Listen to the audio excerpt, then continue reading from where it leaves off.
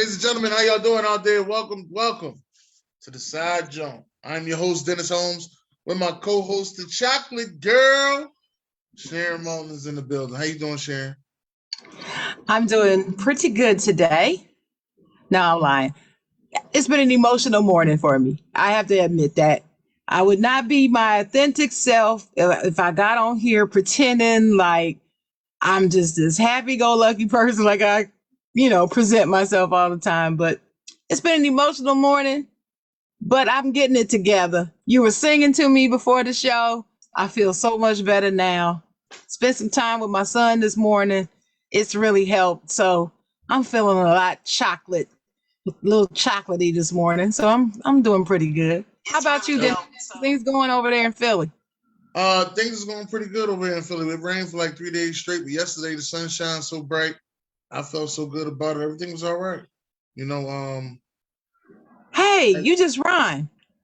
The sun is so bright, everything is all right. Go ahead, rapper. DJ Dan. Yeah, that's what we're gonna call you. What's up, Dan? I try so hard. MC Dan, that's it. MC Dan, we're gonna get that right. Oh, now I'm an 80s rapper. Don't nobody say MC now. That's an 80s rapper. 80s name. MC. Oh, sorry. I showed my age. Yeah. But I'm sorry. If I was a rapper today, I would have my first name be MC something. Yeah. I still would. No, I would go for MC. I would go for MC just because they told me MC stands for move the crowd, so I would go for MC. That's right. It does. Shout out to Eric B. and Rakim. Right. Move the crowd. Move the crowd. That's what they told us. Move the crowd. Yeah. But I mean, well, speaking of people who move crowds, let's talk about Samuel L. Jackson receiving. Well, wait a minute. What's today's show name? What you name it? I named today's show Exhale. Exhale? Oh, like okay, exhale. Okay, got it. Yes. Like tell the people what it's about. The legendary song from Whitney Houston, Exhale. Shoot.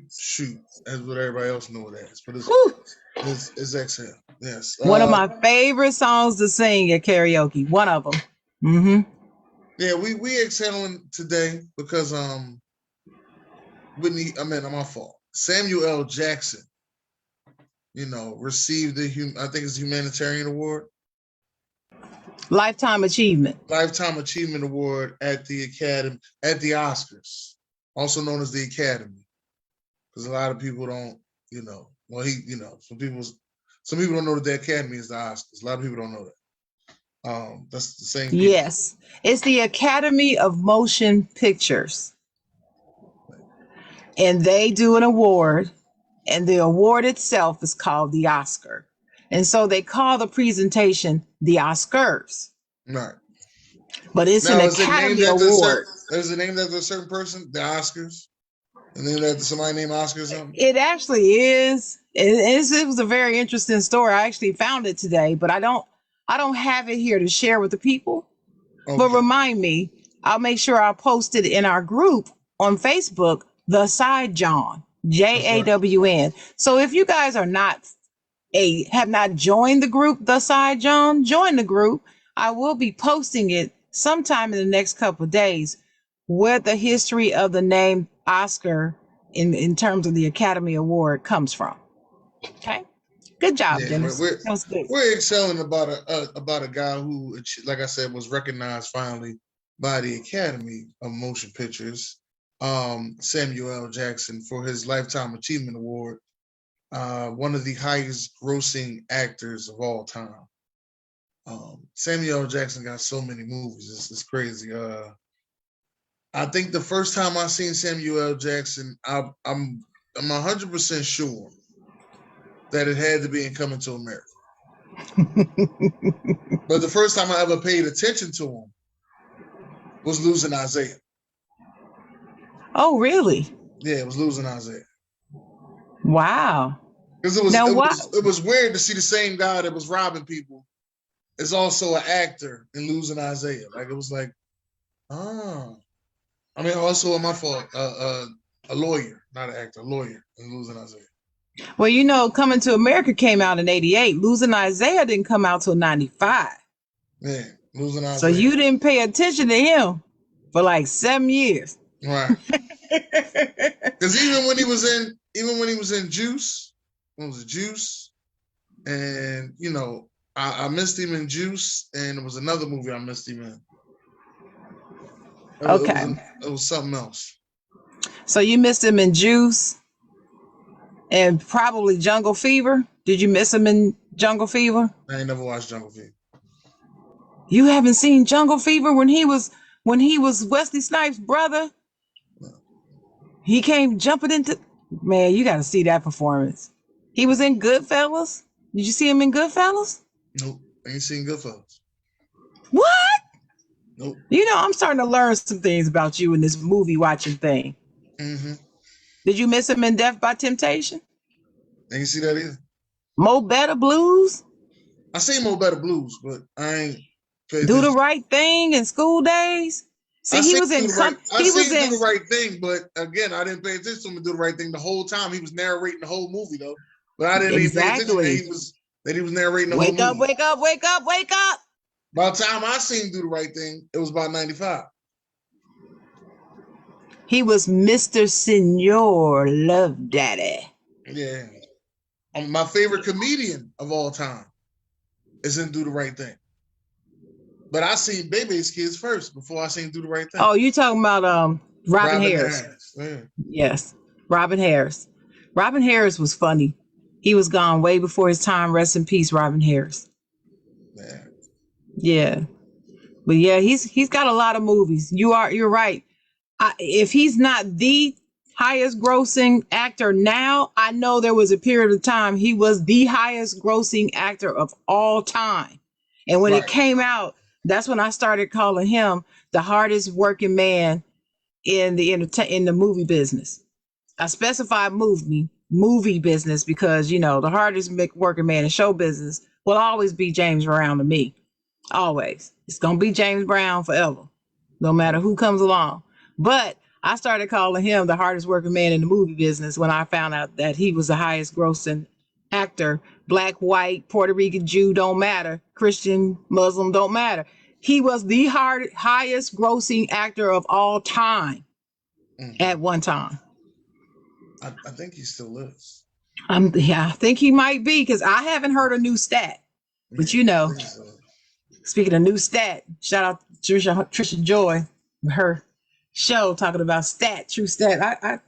That real stat, she got to bring that back, man. That game was dope. But anyway, yeah, I wanted to be on that game. Back to the man Now of the you hour. call him the hardest working man in the movie business. Mm-hmm. After a while, I start calling him, let me close my ears.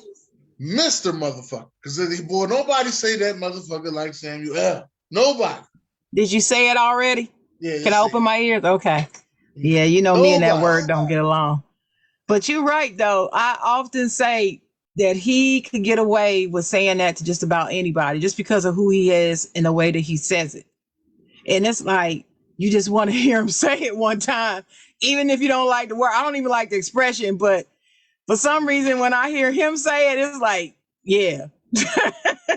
Yeah, what he said. You know what I mean? Right.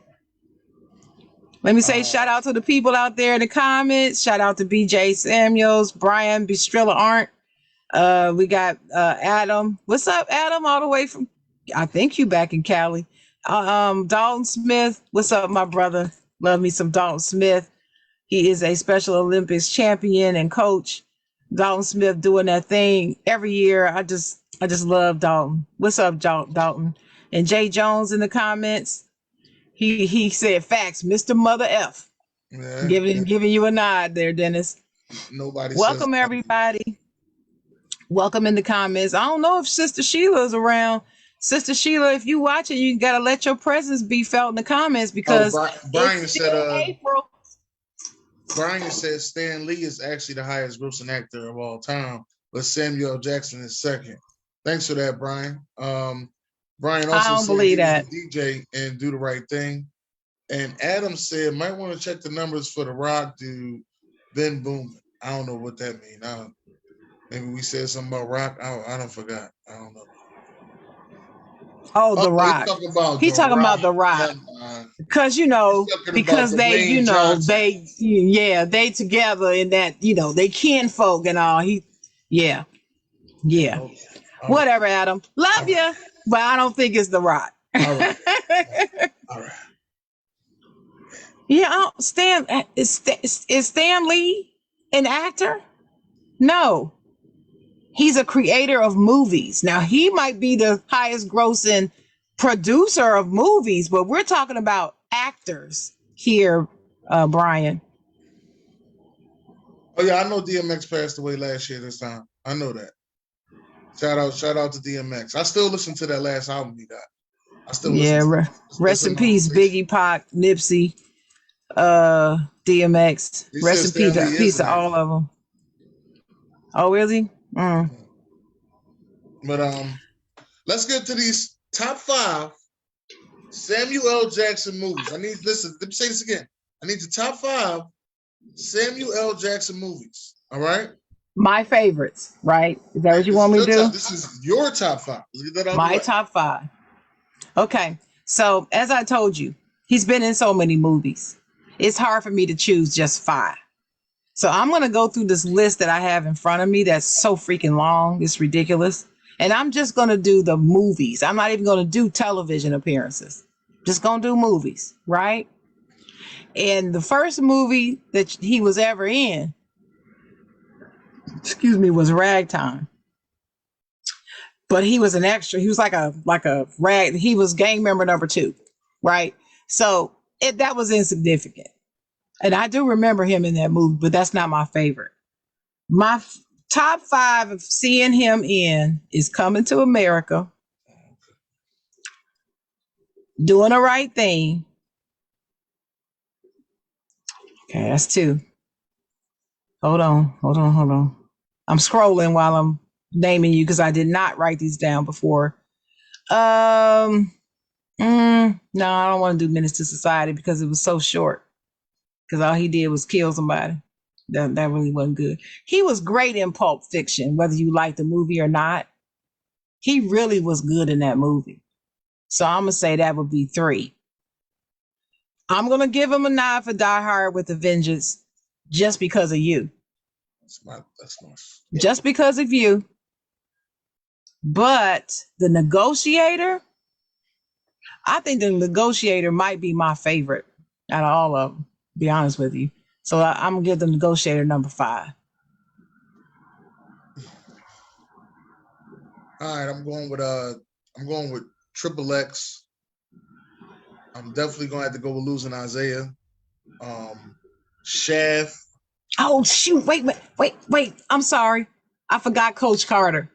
Yeah, So that's another one. I'm Coach sorry. Carter. I'm sorry. I forgot Coach Carter. So I'm gonna take off. I'm sorry. I hate to interrupt your move, your vibe. I'm sorry, but I misspoke. I forgot Coach Carter. So I'm gonna take off Pulp Fiction and put Coach Carter on there. Go ahead. Man, my last one is Die Hard with a Vengeance. So name your 5 again. I'm sorry, I forgot. Losing Isaiah, Die Triple Hard with a X. Vengeance, Triple X, Coach Carter. And who else did I say? Die Hard with a Vengeance, Coach Carter, Triple X, Losing Isaiah, Shaft. And Shaft. Okay. The Bad Cool. Mother That's a good Central. list. That's a good list. I'm gonna write your list down. We're gonna post this. I'm gonna post this in the group. What's the name of our group again? Side Jawn. Merch. The merch coming soon, baby. The merch is coming soon. Hey, and what do the people need to do with the group, Dennis? They need to make sure that they go like and subscribe to the group. And while you at it, like and subscribe to the Ignorant Thinker podcast. Because we here, baby. We're here, baby. We're here. Now, the crazy thing is, speaking of Die Hard with a Vengeance, because we're both Die Hard fans. You love Die Hard 2. I love Die Hard 3. Bruce Willis, Yippee-ki-yay, motherfucker. That's my guy.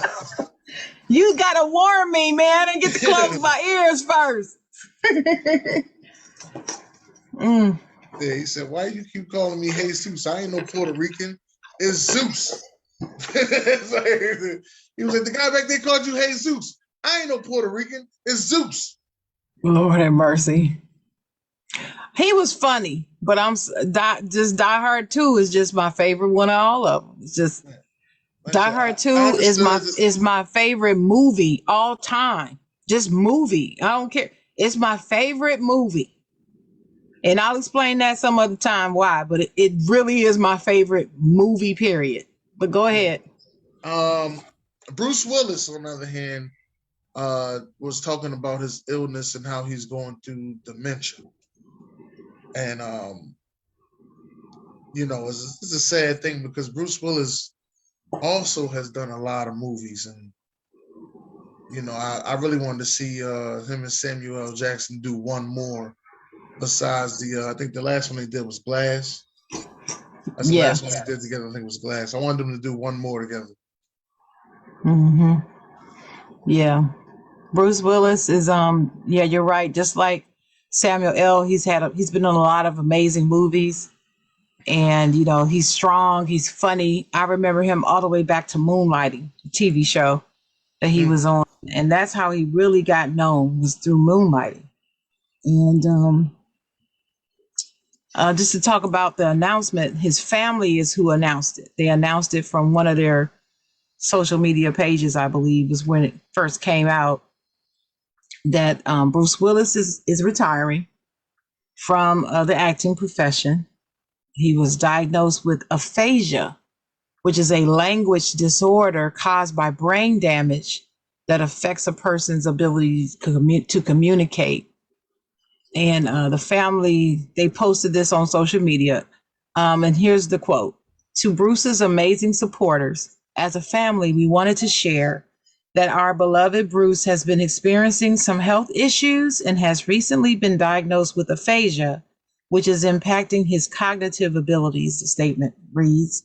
"As a result of this, and with much consideration, Bruce is stepping away from the career that has meant so much to him. This is a really challenging time for our family, and we are so appreciative of your continued support. Love, compassion, and support. We are moving through this as a strong family unit and wanted to bring his fans in because we know how much he means to you as you do to him. As Bruce always says, live it up, and together we plan to do just that." And they posted it. This is what was so touching too, is they posted it with a picture of all of them, including his ex-wife Demi Moore in the picture, because he's remarried, and I just love it. I love it. So, and you're right. His last movie, his first start was in Moonlighting. His last movie was Glass, and in this post from Variety, they posted in photos his whole career from Moonlighting to Glass. So it's a good thing to read or see if you want to go to the Variety website and look at the article. Yeah. I think his first movie was The Verdict. Did you ever see The Verdict? Nope. The Verdict starred Paul Newman. Paul Newman. Paul Newman. I think it's Paul. It was either Paul Newman or Al Pacino. Which one was it? If Sheila's in the comments, she can comment. I'm sure she removed. I haven't seen her in the comment, and she's about to make me mad because she's not in there. Yeah, I can't tag her. I don't know if we Facebook friends or not. I can't tag Well, her. I already sent her the link, so she needs to be in the comments. A side Jones show without Sheila making the comment is just kind of make you get out of sync. We got Time with Shine in the building, though. Oh my goodness! What's up, Sean? Welcome, Sean. Time with Shine in the house. Yeah, but all right. What was the first movie I seen Bruce Willis? Probably was Die Hard. To be honest with you. Probably was Die Hard. Well, what about Last Boy Scout? No. You never saw The Last Boy Scout? No. I might have seen it, but no. Come on, Dennis. I'm not ringing a bell.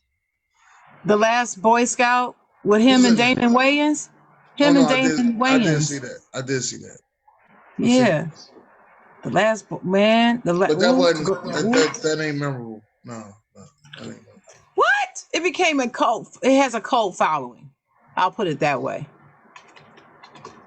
It wasn't going to win an Academy Award or break box office, but it's a very good movie, and I love it. Plus, it's got Halle Berry in it. Who don't want to see Halle, yes. even though she dies in it? Um,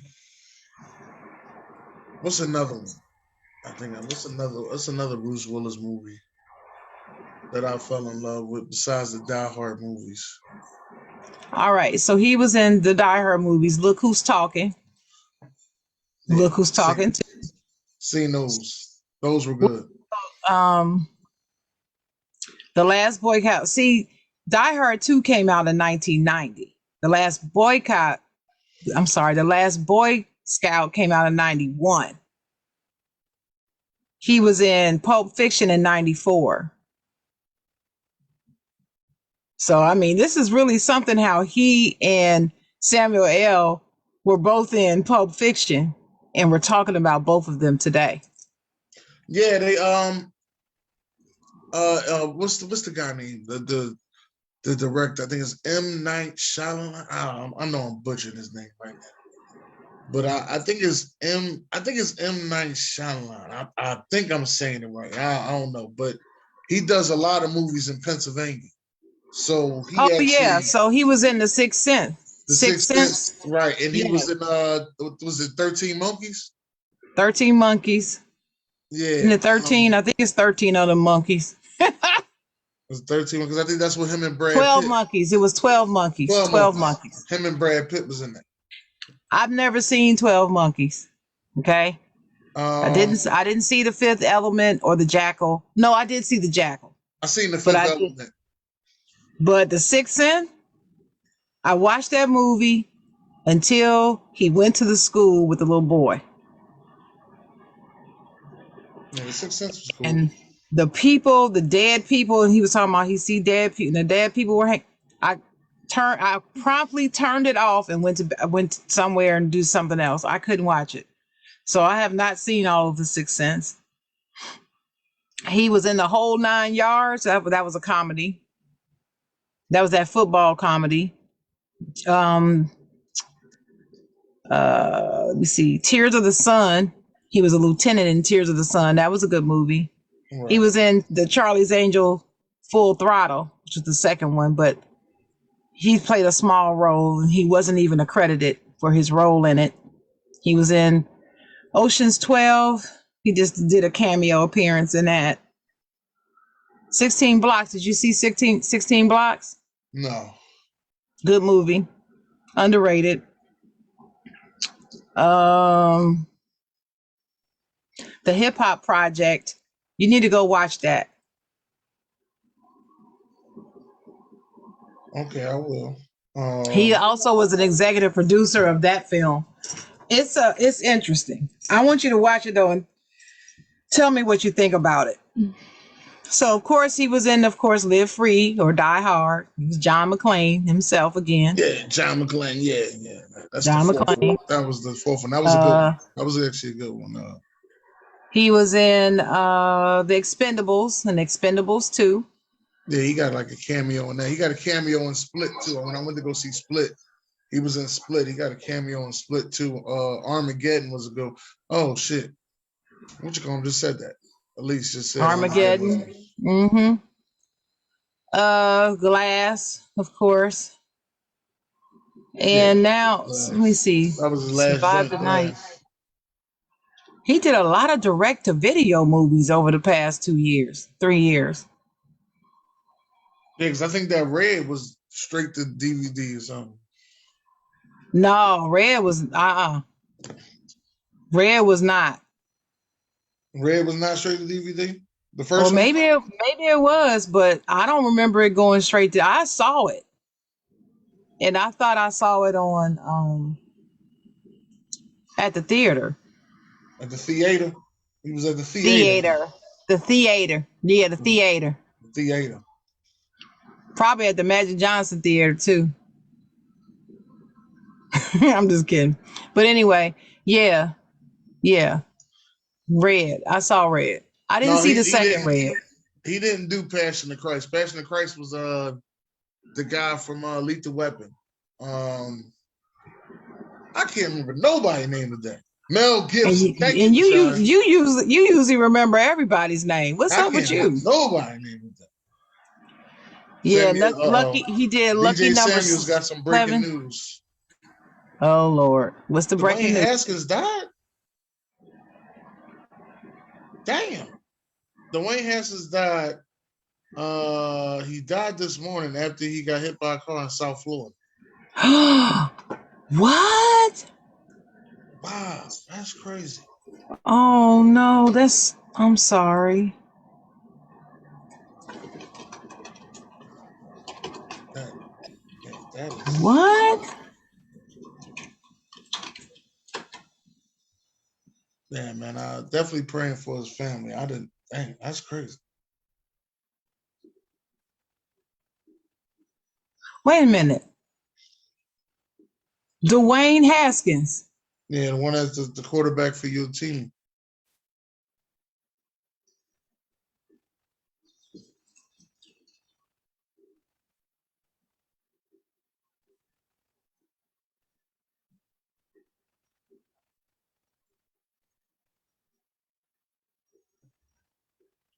Yeah, quarterback for your team, Dwayne Haskins.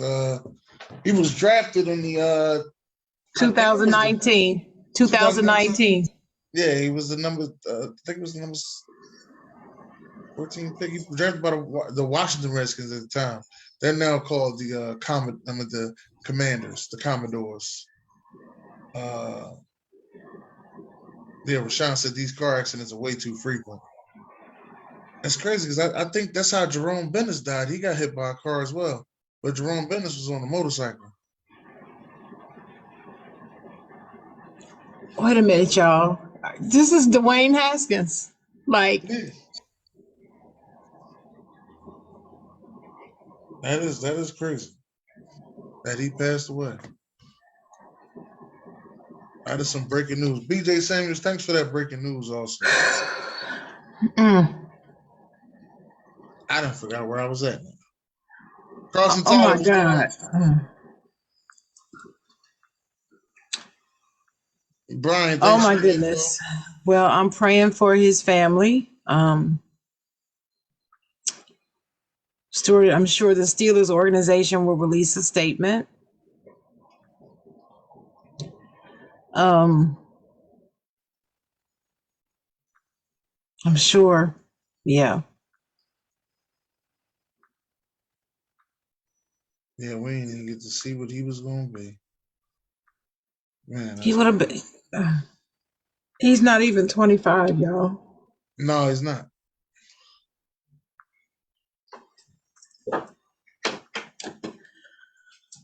Okay. Um, yeah. So maybe I'll try to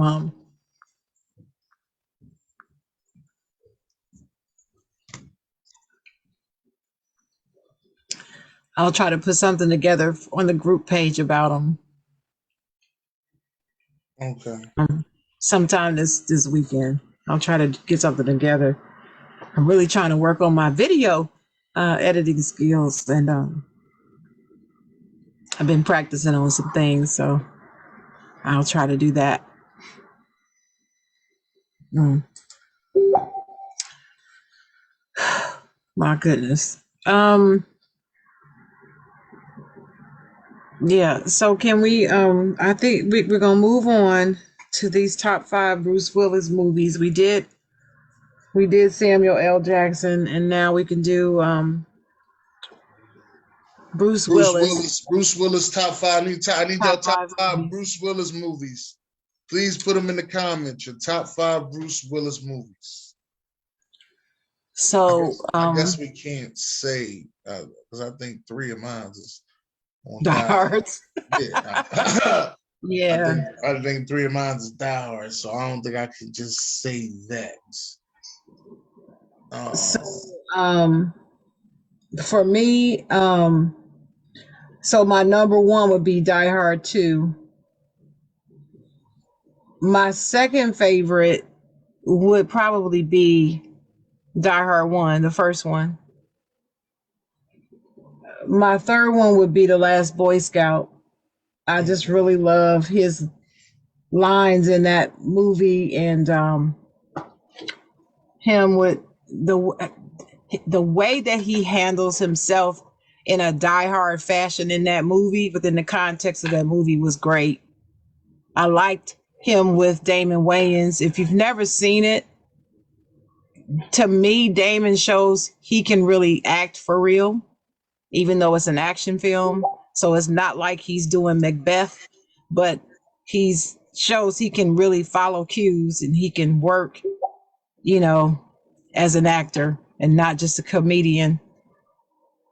I liked him in Look Who's Talking. Um,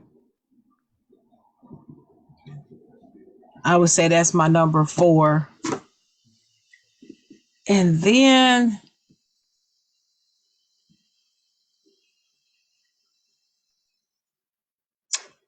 I'm going to pick, because we're not doing TV shows, but he was incredible in Moonlighting, but we're not doing TV shows. So I'm gonna say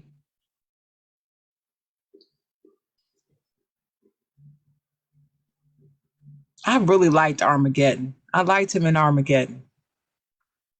Um,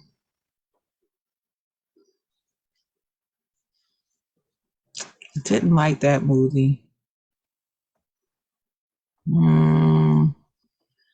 Did you see him in GI Joe? No.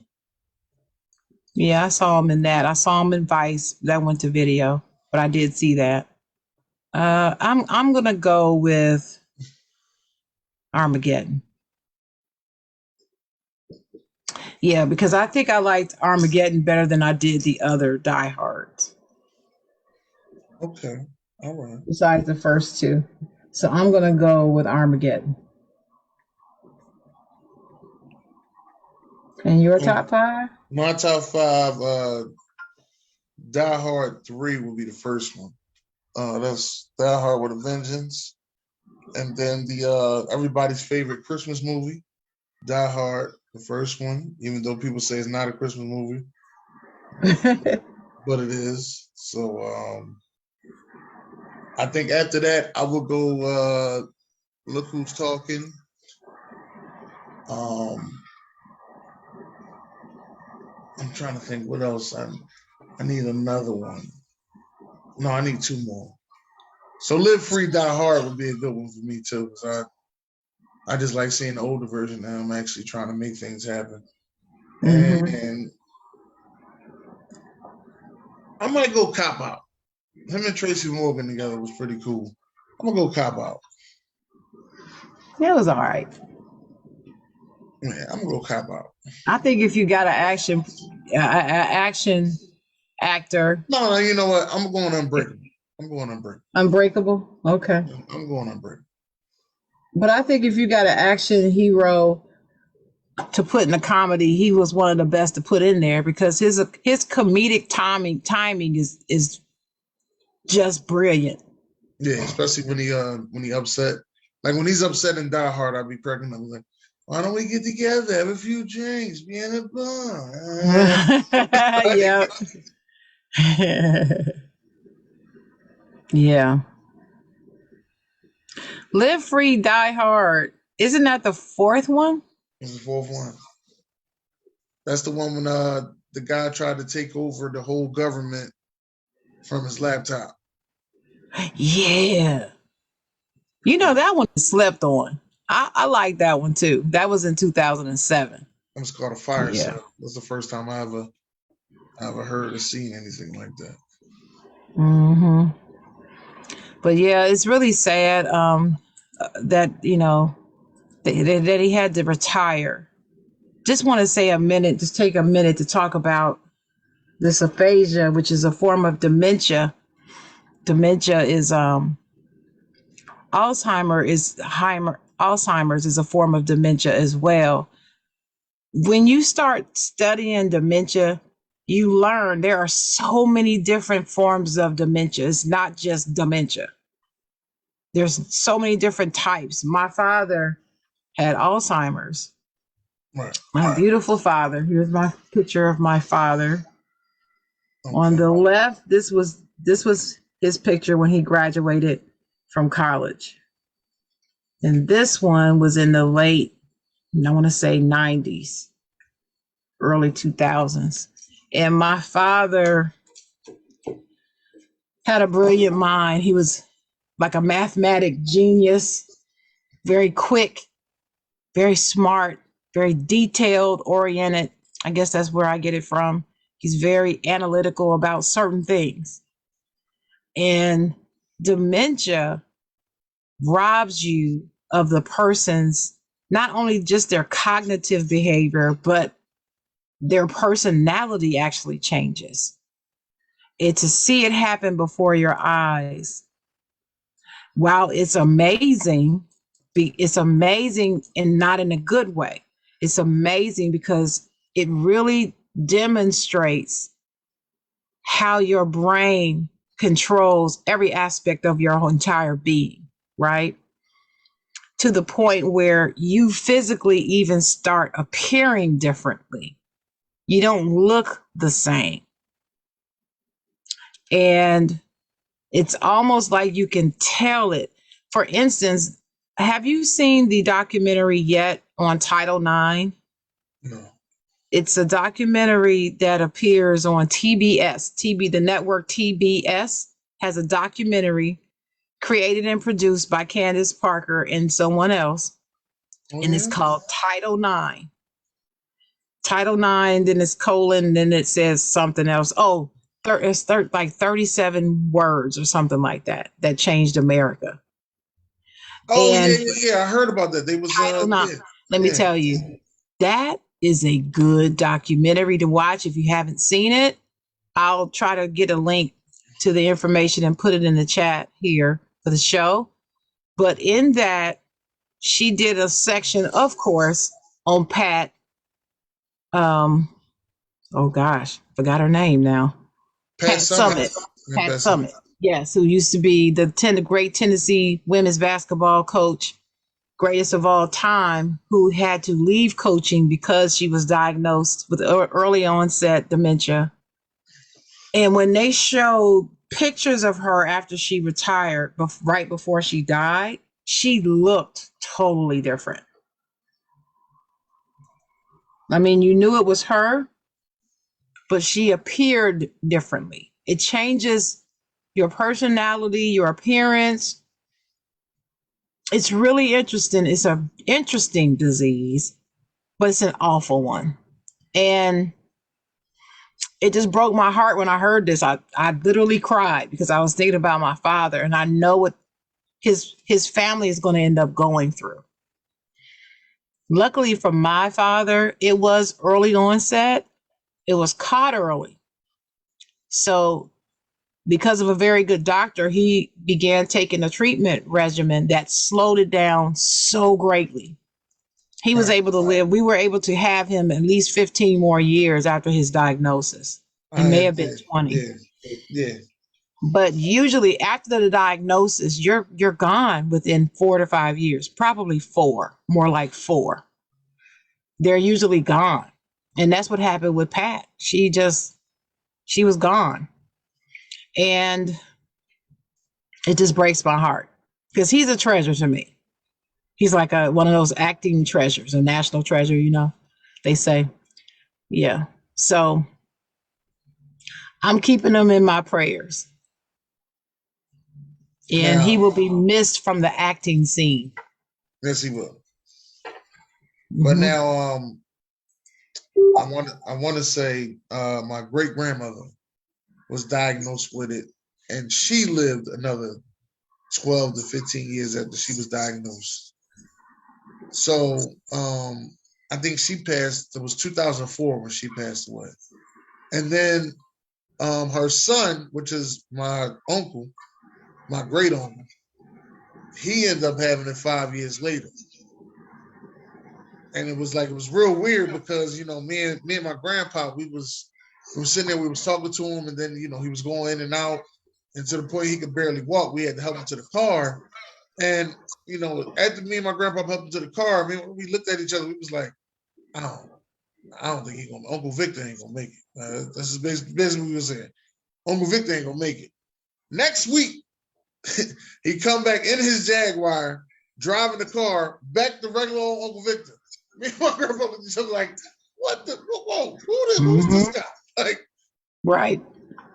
that's the way it goes. Like it comes and goes. And his wife sat down and talked to us, and she was saying, you can tell the days that it's actually gone because he'll sit up there and look at the pictures of his mom and family, and he'll start to cry, and then he'll ask questions because he don't know where he is and what's going on.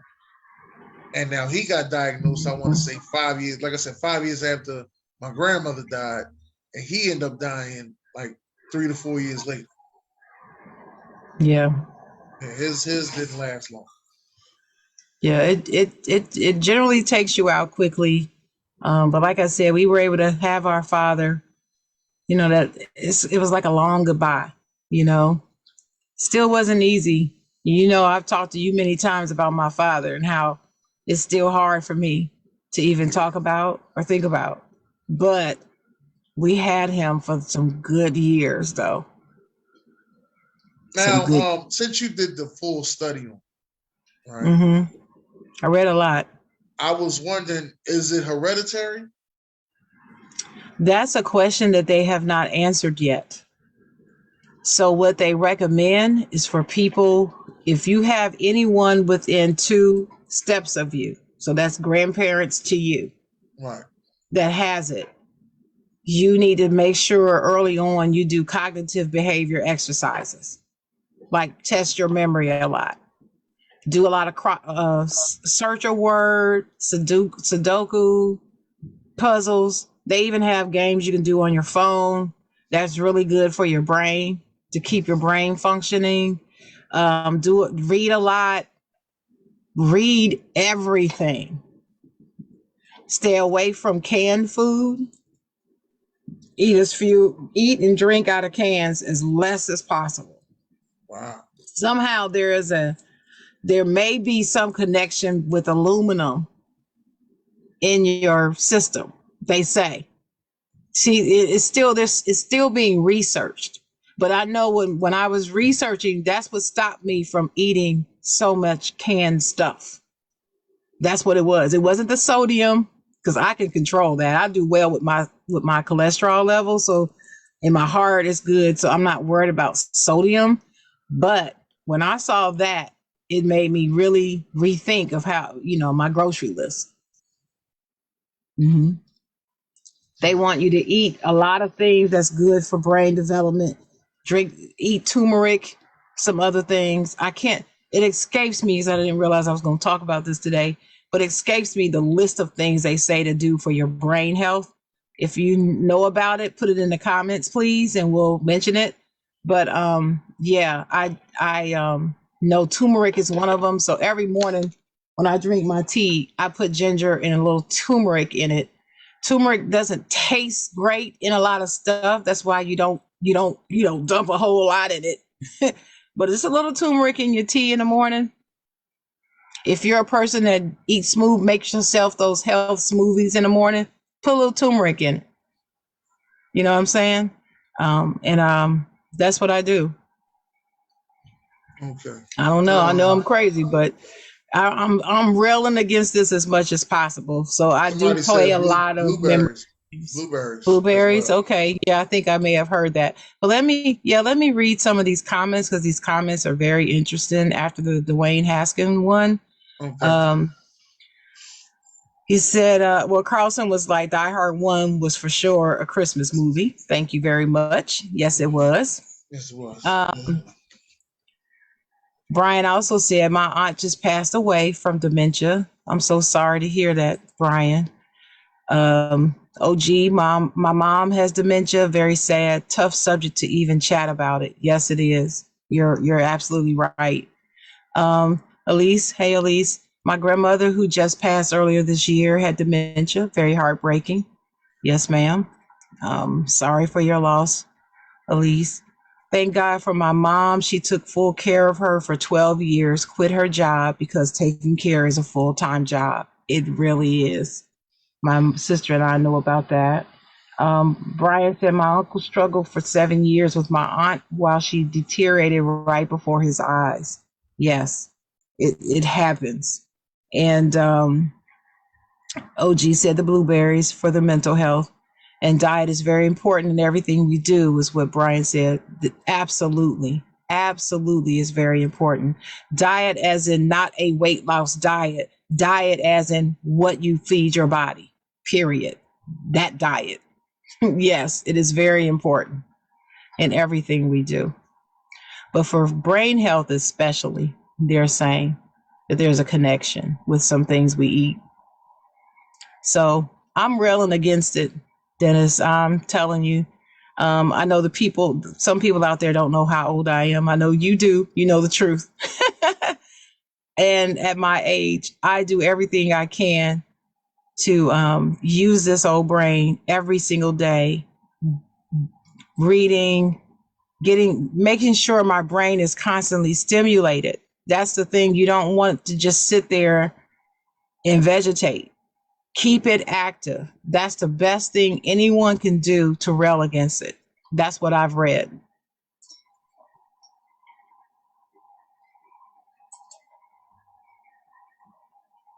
Yeah, that's definitely good. Hand. What you doing? Right now, I'm trying to actually get this thing together um, for our next segment. But yeah, I was thinking that it was hereditary, so I was like, I'm like it came through two generations in my family. So I was thinking it was coming to the next generation. So I was really looking out for my mom, my aunt, my uncle. That's the Mm-hmm. next generation. And, they all in their 50s. So I was, just looking out, just trying to make sure they don't go through the same thing. Because I think it hit around 60 for my own. Mm-hmm. So that was about all I was looking out for. But now that you gave me those ways and things to look out for, I'll definitely, ask them questions and check their memory from time to time. Oh yeah, and do that too. Engage with them. Engaging Yes. with them helps them too. Right. It helps slow the process. What happens with a lot of people is they're in isolation, so they just waste away quickly. But some of it, no matter how much stimulation you get, by the time you diagnose, you're just gone. Your life is shortened, and that's just the way it is. It's like I said, it's a cruel. It's the only thing that's crueler to me is ALS. If you've ever seen anyone with ALS, that's one of the most cruelest things that ever happened. But this dementia thing is something too. It can change a person's personality, sometime for the worse, sometime for the better, though. You just never know. Depends on how they were before. But I would say my father was a delightful person. Except for he would get angry, little fits of anger sometime, but he never got violent or anything like that. That happens to some people, but it didn't happen with us. And but it was still hard. Yeah. It definitely is hard. It And I know gets. definitely, for y'all being, direct children to it, it had to be hard because they don't even know who you are. That's your Mm-hmm. mom and dad right there. Like that had to be hard. Now, like I said, I hope I don't have to go through it, but it's not one of them things that, somebody told me, okay, I could kind of see this coming. It went through the family. So I could I kind will of, say the good thing about having him so long after the diagnosis, the good part of that was he knew who we were until the last. I would say he started not always knowing us like the last 4 months of his life. okay. So he knew who we were until like that last 4 to 6 months was kind of shaky with some people. And at the very end, of course, but I don't want to cry. I don't want to cry. He knew who I was until the end. I'll just say that. That's right. And that meant something to me. that he knew who I was. He knew me. He called me my nickname. That means he really knew who I was until the end. Nickname that he gave me, that only he called me. Nobody else ever called me that name. So it's a very elusive disease. They don't really understand it fully. But the Alzheimer's Association is there. Their website has a lot of good information, you guys. Along with other things, October, I believe it is. It's either October or November is Alzheimer's Awareness Month. I believe it's October, which is the same as Breast Cancer Month, which is amazing to me. But anyway, if donate, that's all I can tell you. Just donate for the research. $1, $2, $5. It doesn't matter. It doesn't have to be a lot of money. And I will say this as an African American, it hits our community harder, largely because of the lack of resources and information. And for some reason, when it hits our community harder, it's harder for us to handle and manage because of that. Please do your research on it. And unfortunately, I believe it doesn't get funded as much because of the community it affects the most. That, sickle cell anemia, and lupus are going through the same issues. Alzheimer's, sickle cell anemia, lupus. Brian said that June is Dementia Awareness Month. Oh, is it June? Okay. And he said, you don't look old at all, chocolate. B-E-A, beautiful. Thank you, Brian. Yeah, I'm older than you think.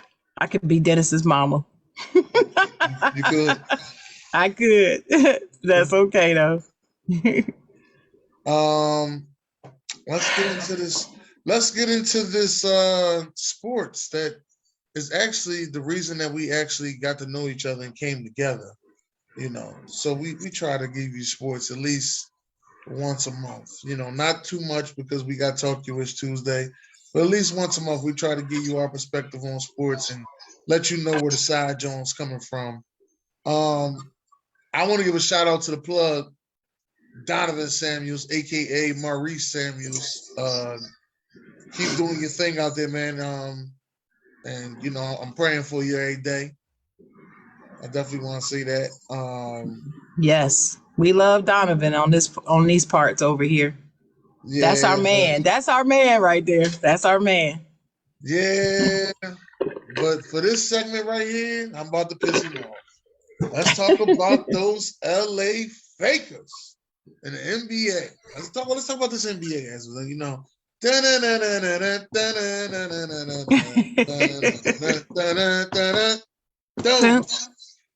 NBA playoff time as of Sunday. This Sunday that's coming up, which is tomorrow. Mm-hmm. That will be the last. That'll be the last day of the NBA regular season. The playoffs will be here. So, you know, we're gonna talk about who's in and who's not. I guess that's why I got my purple hoodie on. I gotta support, you know, the LA Fakers, you know, because they couldn't make it.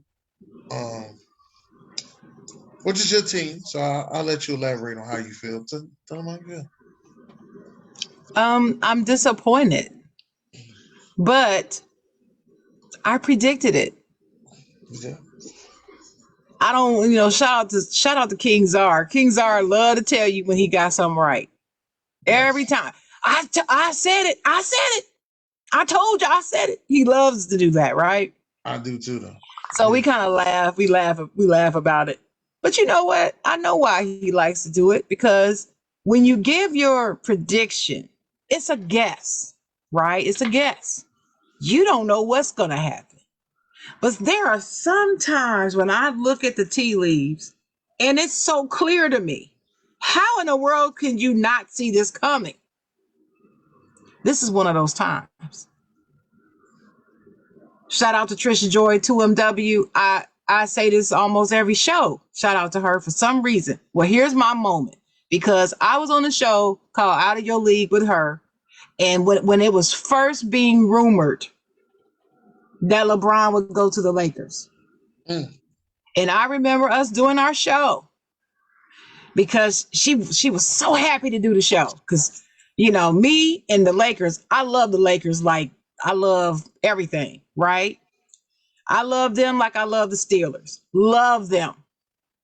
And I'm like, she was so excited to do that, to do shows about it because she knew how I felt about it behind the scenes. And so she got it on the show and we on there and we talking. I give my take and people are just like, what? You should have seen the wall just blew up.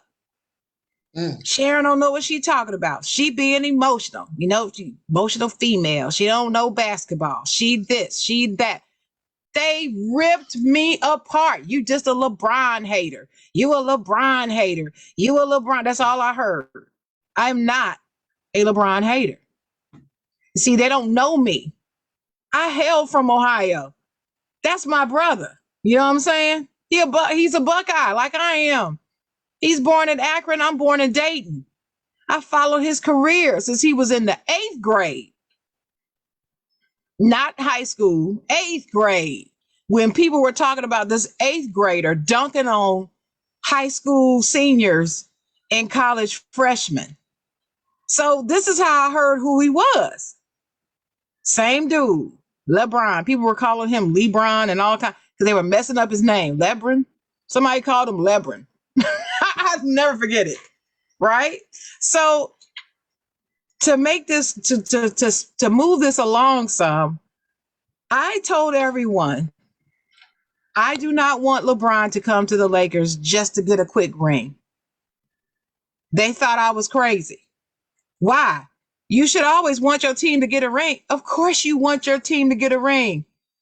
But we're the Lakers. We don't just get a ring. We get rings, y'all. We have a history and a legacy of winning. We have a culture and an expectation of winning. That's what needed to be returned. Jeannie Buss's brother, whose name always escapes me. I never can get his name right because I couldn't stand that dude,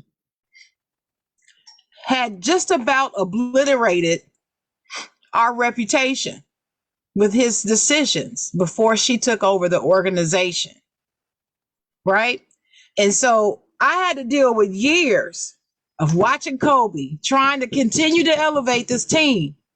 And he kept not being given the talent around him that he needed. He finally got the talent, won a couple of chips, got injured, started getting injured, but the talent that was around him wasn't enough to carry the team. And then when he came back, the talent around him was not enough to win. They could just maintain. That was it. And of course, injuries had ravaged him. So he was a shell of himself when he came back. He was still great Kobe Bryant. He still had that mama mentality, but his body was failing him. So during those years, everybody wants to point to those years now. People who are stans of LeBron, not just love LeBron, stans. And everybody who knows sports knows what a stan is. Mm-hmm. Yeah, it's just 4 years. 4 years, one ring. Yeah, but yeah, you're right. You're right, Dennis. But here's the thing.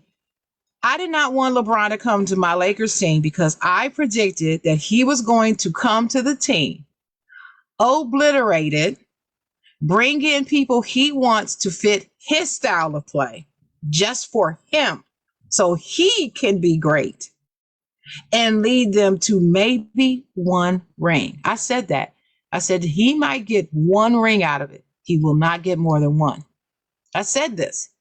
And I said, and this is to me, as a true Laker fan, it's not worth having him there. It's not worth the ticket sales to me.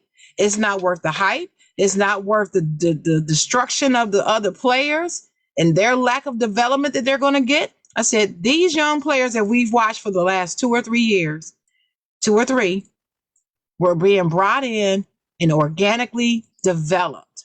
That's how you best win in an organization, because then you win titles, not just a title. You win multiple, not just 1 or 2. Because to me, 1 and 2 ain't that much better. But when you start winning 3 and 4 and 5 with one player is involved in, that's when you can say you're legendary. That's what I say. So I didn't want him to come because I was watching these young players. I was watching Randall. I was watching BI who just came in. I was watching Lonzo Ball that just came in. I was watching Kuzma who just came. Oh, they were trash. No, they weren't. You're only saying that they were trash because you wanted LeBron to come. Because they weren't LeBron. They weren't supposed to be LeBron. They just got into the freaking league, y'all. But they definitely Trash. they definitely needed a different coach. And then if you look at their stats, each year that they joined the team and played, even through injuries. Everybody wants to talk about Lonzo Ball's injuries. Even with injuries, if you watched how they were growing and developing, every year they got a little bit better. That's how you grow and develop. Ask Pat Riley. He knows all about it. I followed Pat. I knew what I was seeing. That's why I was excited. I give anything to go back to 2019 and do things differently. Because by now, we would have won. We probably would have won our first one with those young people last season, this past season, or this season. It would have been either 21 or in 22, well, the 2021 season or the 21-22 season. Those cats would have won by now in the direction that they were going. And everybody's like, oh, projection, you don't know. No, I don't know. But one thing I do know is our team ain't won crap last year or this one. And the reason sits solely at the feet of LeBron James. I don't care what nobody says. You can blame it on Vogel. Oh, he wasn't the right coach for this team. Not a team with LeBron on it. Because see, Vogel wants to actually coach a team. He was coaching in Indiana. I can't stand Indiana, right? Didn't know who Vogel was. But then I went back and read and watched tape and read articles on this man. He's not a dumb coach. He's a thinking coach too. And he also believes in fundamentals of basketball. That's two things right there. Thinking, fundamentals. If you can't get past those two things, you're not winning.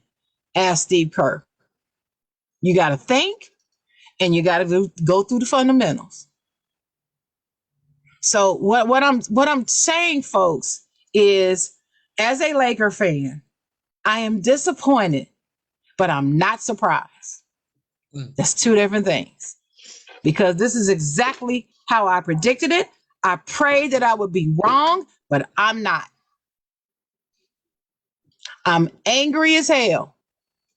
I am so angry because once again, you have an organization acquiescing to this one guy who everybody just worships like he really is a freaking king. And he's not. I'm speaking as a LeBron fan, but I'm only going to say what he is, and I'm going to say what he ain't. And what he ain't is Michael Jordan. He ain't the GOAT. So that's it. That's my chocolate girl moment on the side, Jawn, this morning. They were asking. I gotta ask. Make sure you. Matter of fact, I'm not gonna ask you. I'm gonna wait. I'm gonna say that for Tuesday. Make sure you TikTok all of that. That's a lot. The TikTok ain't giving that much time. Oh, that's right. You ain't got to TikTok it. You can do it. But go ahead. Yeah. I'm definitely gonna say. I did expect the Lakers to make the playoffs. I'm gonna say that. Who else was a team? I was surprised to see the New Orleans Pelicans that actually got in. I told y'all months ago when they did not keep Rondo. I told you they weren't gonna make the playoffs. I told you. They didn't have three people. They didn't have Rondo. Cool. They didn't have another shooter who can really shoot well all the time. And they They let all their big men go to guard the middle. Done. They're not making it. But go ahead. I told Guru that at the beginning of the season. I said one of the hardest things that they're gonna have on the Lakers is who's gonna be the primary ball. That's what I told him. I said that's gonna be the hardest problem. And when they let, like you said, when they let Rondo go, that was because he was the perfect ball handler because he don't have turnovers. He don't turn the ball over.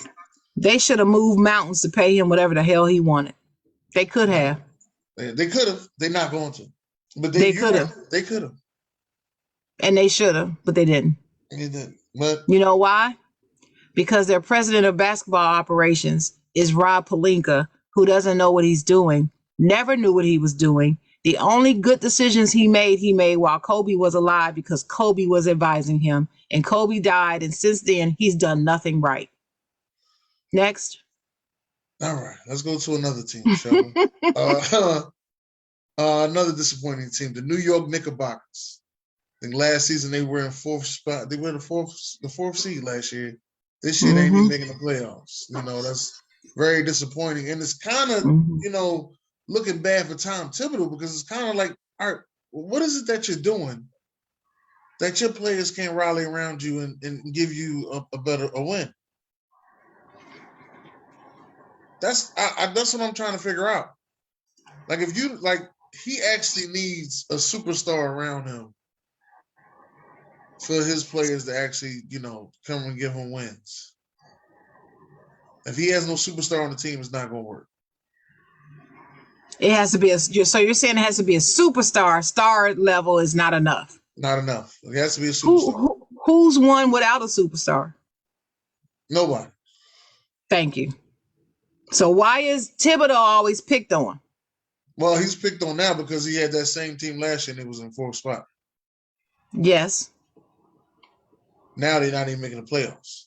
They moved some pieces. Didn't they move some pieces? Were the pieces during the trade deadline they did move somebody? Here's my question: before the start of the season, didn't the Knicks move some pieces? And my follow-up question to that is: were those pieces even remotely significant, or were they all insignificant pieces? Because I don't know enough about them to say. That's why I'm asking to see. I don't think that they were significant. I think the only significant piece that was missing because of injury was Derrick Rose.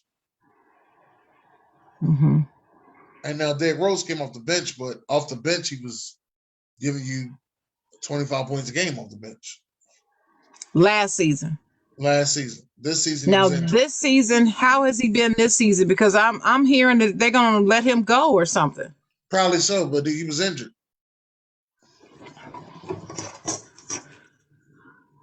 So here's what the players all said about Derrick Rose after last season.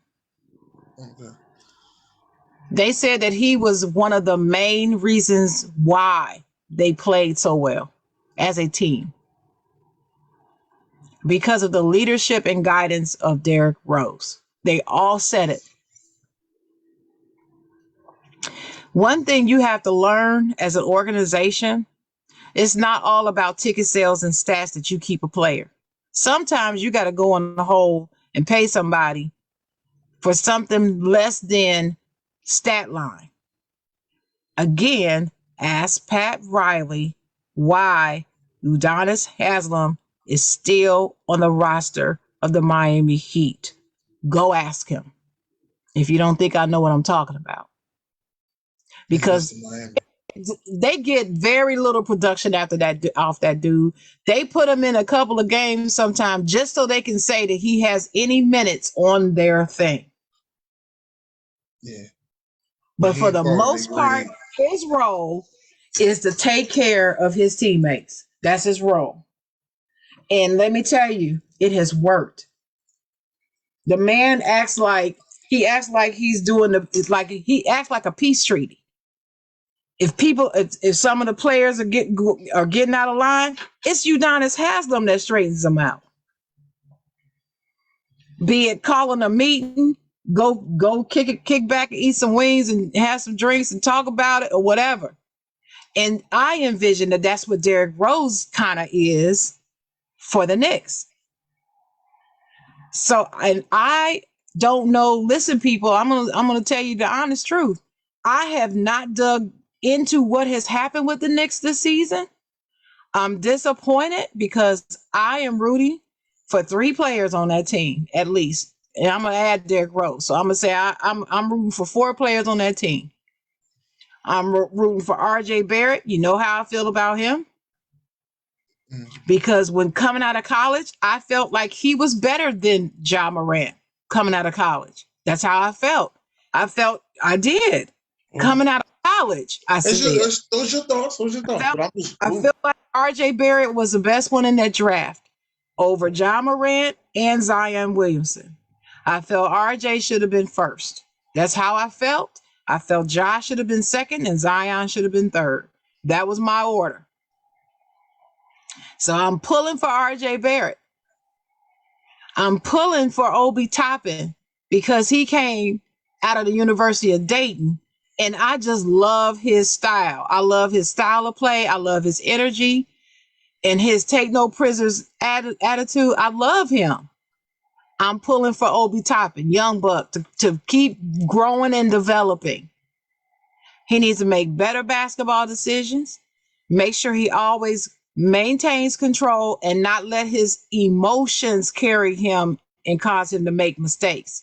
So it's focus that he needs. He's got the ability to have those skills. 3rd player, well, you know, is Julius Randle.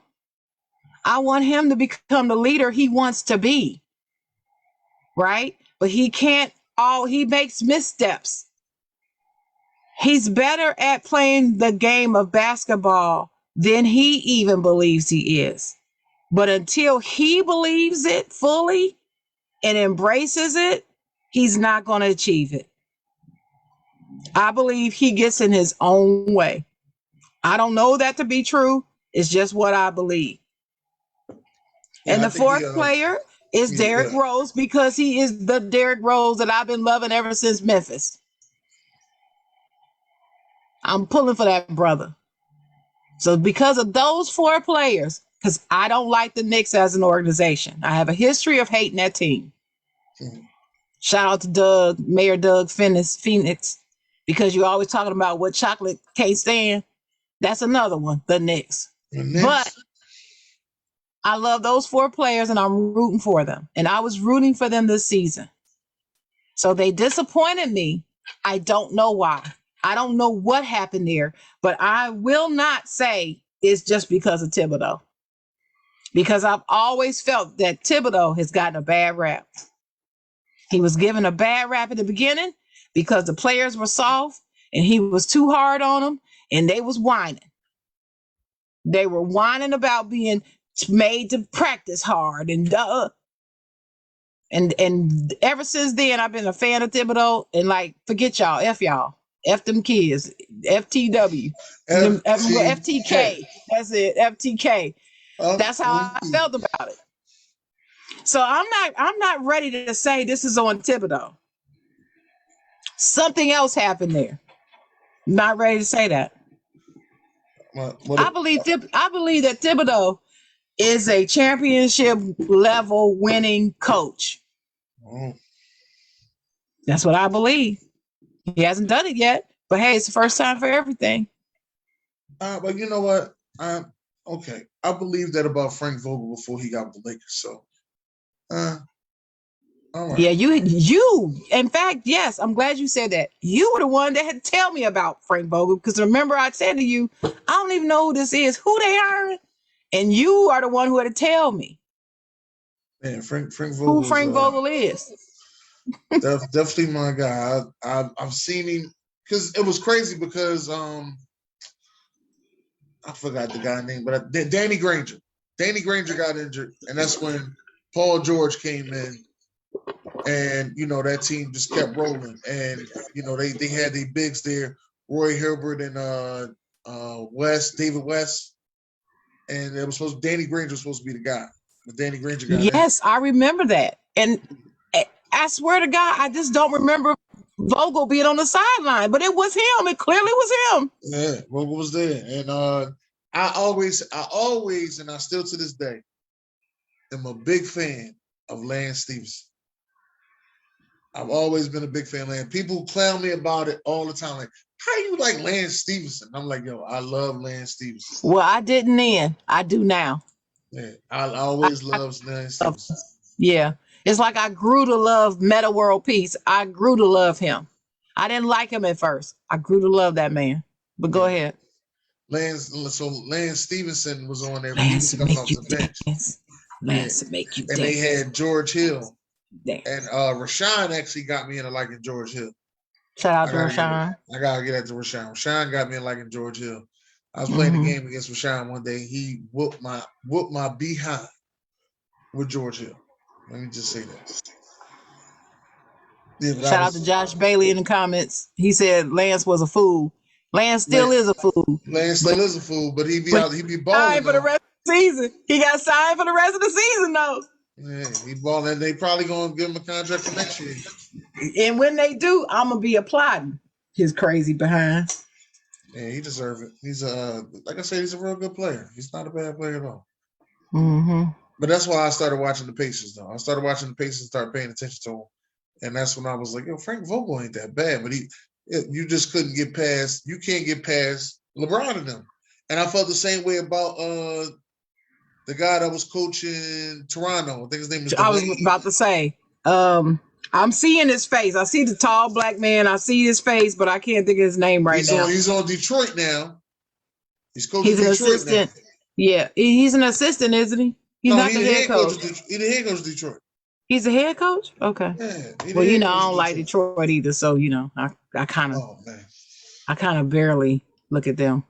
Lord forgive me. Well, yeah, he's the head coach of Detroit, and he's I said he's coaching Detroit now, and Detroit is they're looking like they're about to start turning things up. They finally got them a star. So see, they're building. They're building. That's how you do things. It's not going to happen overnight. These impatient fans kill me. They want to just stir it up, mix it up, shake it up, and all of a sudden come out with a chip right now. That win right now mentality. That's what was burning me up when I was talking about this Lakers thing. I was so mad. I was furious. I remember how furious I was, Dennis, because I was like, Dwayne Casey. So what? Yeah, that's it. Dwayne Casey. Thanks, OG. I was like, what?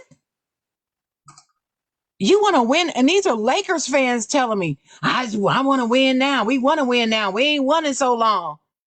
Okay, so if we haven't won in so long, 2 more years gonna kill you? That bad?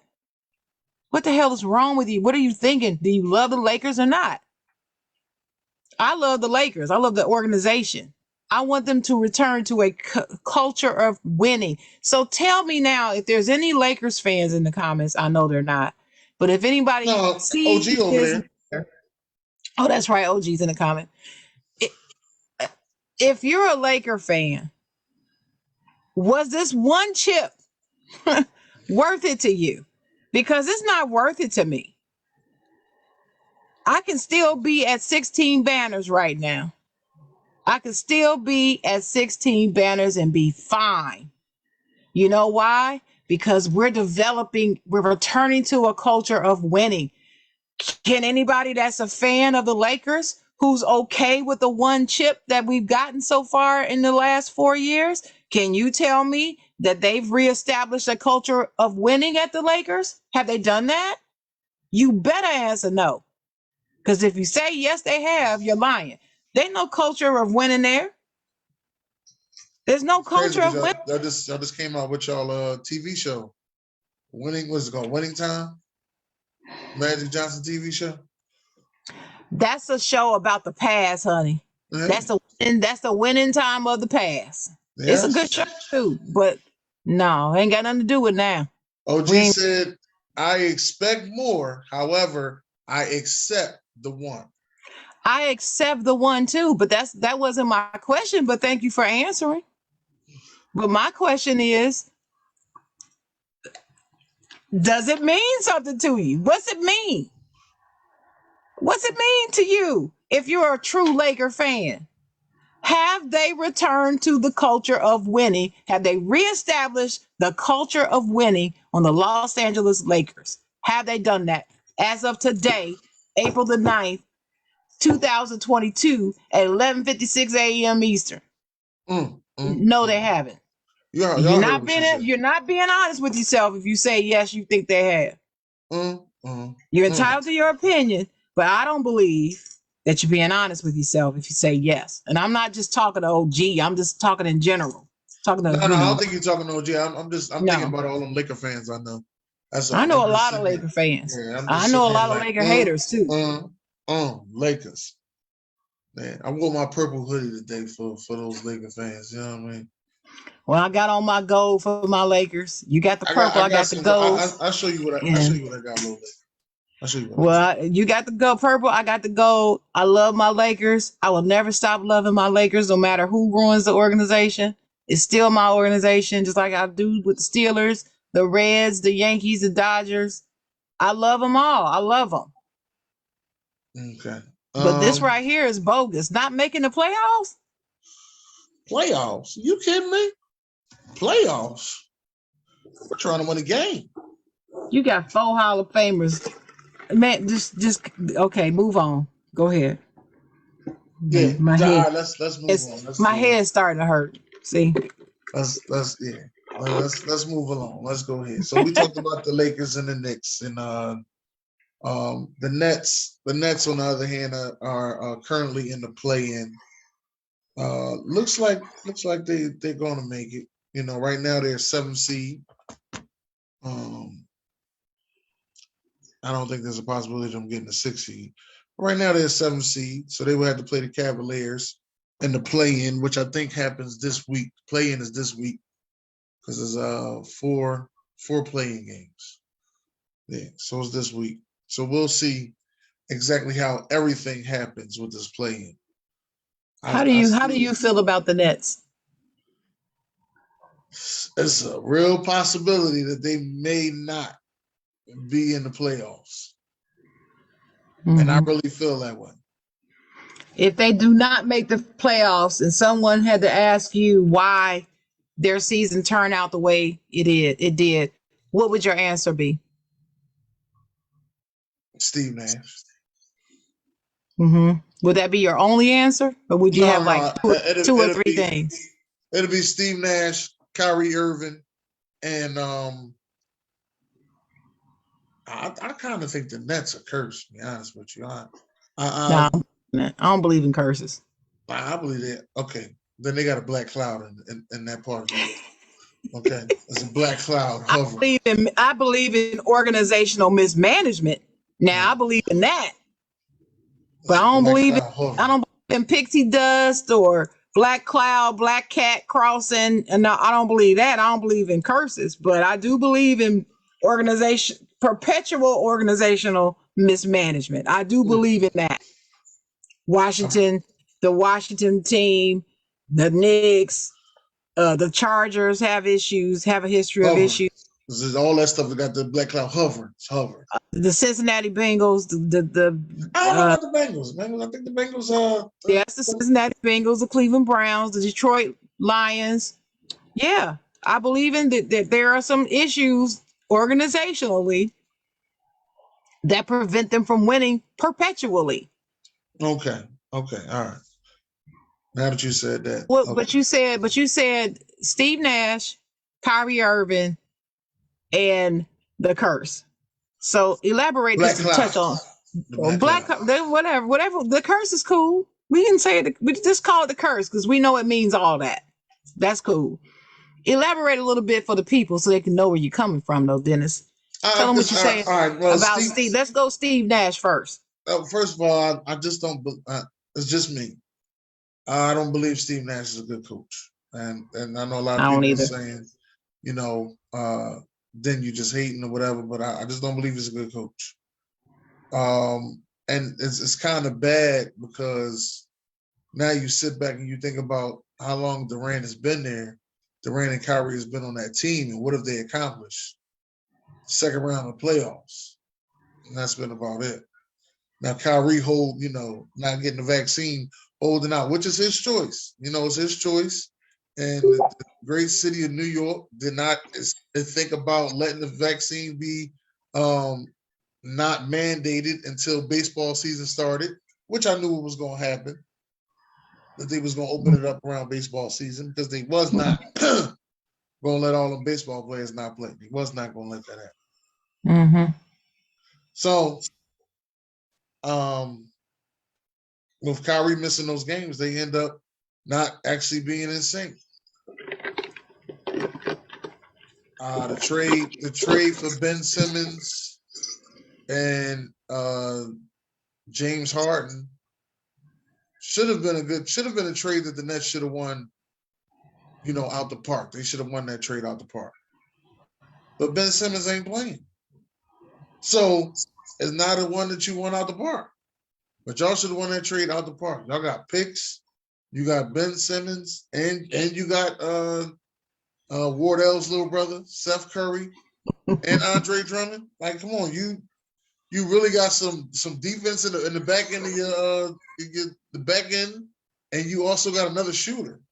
When one of your shooters is out for the season, Joe Harris, he's out for the season. You ain't got you another sharpshooter. That's right. But it don't look like it's going to be enough. I got a feeling that they're going to lose to the Cavaliers. Something about these Cleveland Cavaliers, man. I just got a feeling they're going to lose to the Cavaliers. Yeah. And once they lose to the Cavaliers, I know for sure they lose to the Atlanta Hawks. For sure. I agree with you on that.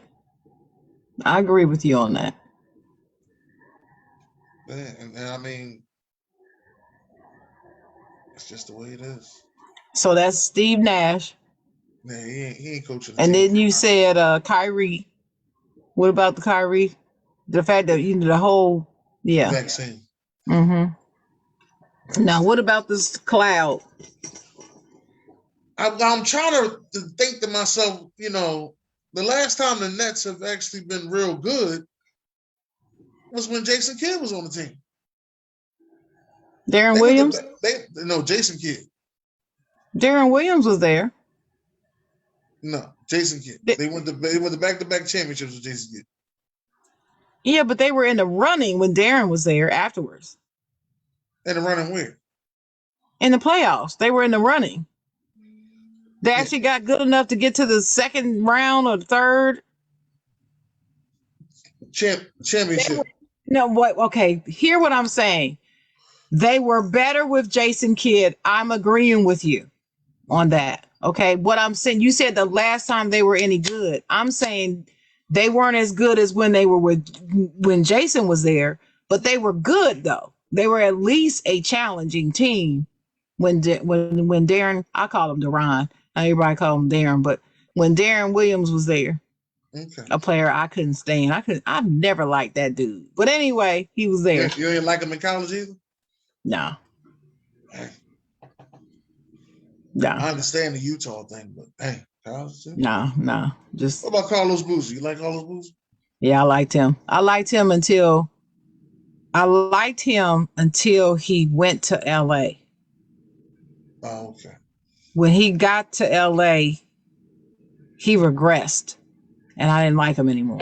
I felt to me, he was regressing with the Bulls, but but his personality was still cool to me. He still had a will to win and try to, But when he got to LA, he lost that. He lost that, and he was just silly.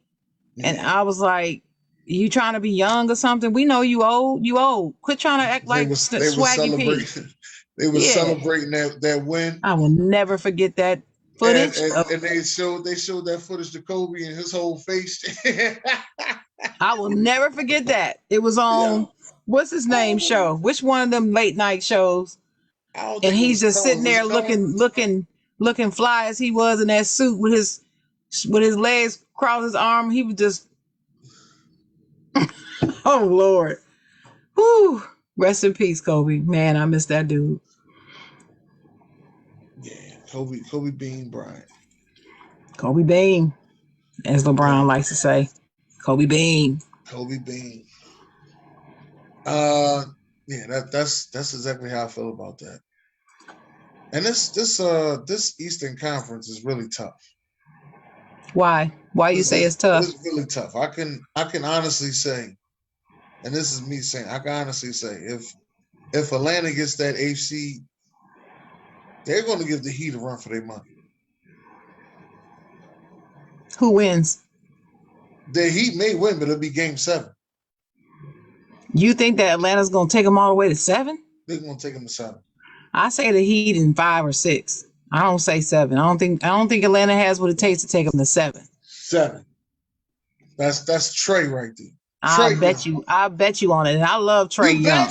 Hold up. What's the bet? Oh, wait a minute. You don't even say that. That's not even your thing. You bet? You just not said betting on money. I'm not betting money. Oh, I'm just saying, you know how you just talk, you say, I bet. That's what I'm saying. I'm not trying to do no real bet. I'm not like that. I'm not like y'all. Y'all use betting like y'all trying to feel macho or something. I don't understand it. Y'all always gotta, I take that bet. I'm like, y'all, betting is overrated. Forget all that. I don't know about all that. I ain't trying to do all that. I don't know about if it's overrated. The money it's overrated. It doesn't feel good. It's overrated. It feels good. But anyway, yeah, I think 5 or 6. I don't think Atlanta can take them to 7. I'm just saying this is trade time of the year, and for some reason that team just start playing better when March. They need one more smart draft. That's what they need. They need one more smart draft. I don't know if you heard what I said on Sam Sports. You might have missed it. But I didn't hear it. It was asking where will LeBron go next. And you said Atlanta. Yeah. Yeah, you said Atlanta. That's what I said. I said to myself, I hope not, because I want Trey to thrive.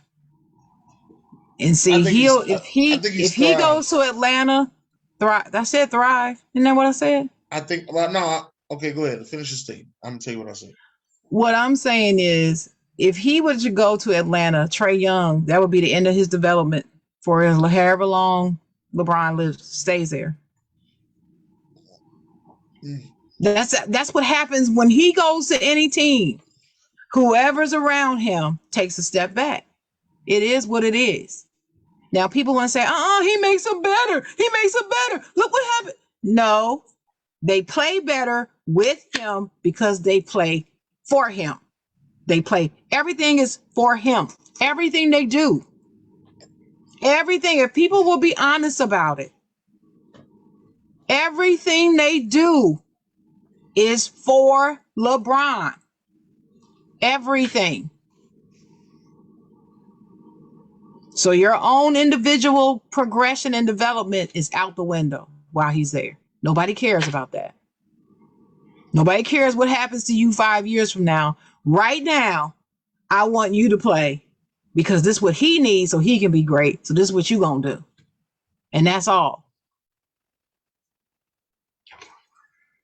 So if you love Trey as much as I think you love Trey, you better hope he doesn't go to Atlanta.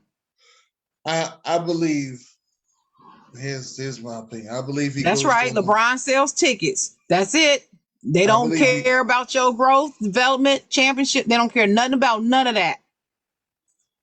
Yeah, I believe he goes to Atlanta.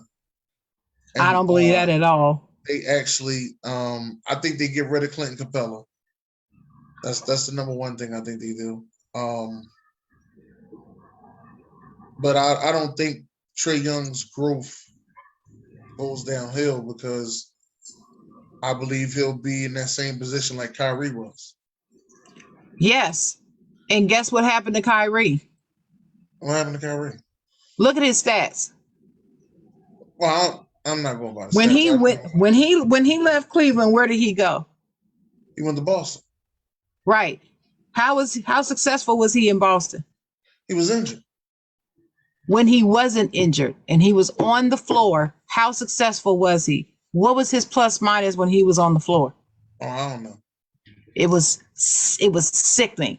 It was terrible. They were better without him on the floor. Now, do you honestly believe Kyrie Irving, the Kyrie Irving we grew to know and love, didn't know how to play all of a sudden. All of a sudden, he didn't know how to be the floor general. I He didn't don't know think how to make them I don't shots. think that He didn't know how 100% to went drive with to the LeBron. basket to drive the foul anymore. He didn't know how to shoot. He done forgot how to do all that stuff all of a sudden. That ain't what I No, saw when I watched the game. When I no, watched the that's game, not what I know it. So that's what I'm saying to you. What I'm saying to you, he could not fit in with those boys. He could not. Why? Because of his experience in Cleveland. Why? Because he had to take a back seat to LeBron. He could not be himself. So when he went to Boston, he still hadn't gotten Kyrie back. He wasn't being Kyrie. He didn't even look like the same player. And guess what people said? They just said, "Oh, he was just the wrong fit for those dudes." Bull crap. that ain't what it Any was to me. that is a forward, small forward, powerful. If you are 3-4 or a 2, if you are 2, 3, or 4, you want to play with Kyrie. I don't care what your style of play is. You want to play with Kyrie Irving. But they couldn't make it work because Kyrie was not himself. That's not what I saw. I'm gonna tell you what I saw. That's what I saw. What I saw in Boston was Kyrie got injured. First, no. Let me start off from Gordon Hayward got injured first game of the season. I know. Then Kyrie got injured. Now those were supposed to be the stars of the team. Right. So next thing you know, the coach. What's the coach name? What was the coach name? What was the coach name? And he ended up moving up, and everybody gave him all this. I can't remember his name. Coach. Just say coach. They gave him all this praise because of this magical season he had. Stevens, Coach Stevens. Yeah, the magical season, the season that he had, he took those guys without his two main stars there. Brad Stevens, to the championship. Yeah. No, to the Eastern Conference. But see, you're telling me why they didn't have a good season. I'm not talking about. No, that's not. No, I'm finishing. Now those guys felt as though they balled better without Kyrie. So when Kyrie came back with his attitude, like, "Yo, I'm here. Let's get things together." No, like, no, we did this without you. No.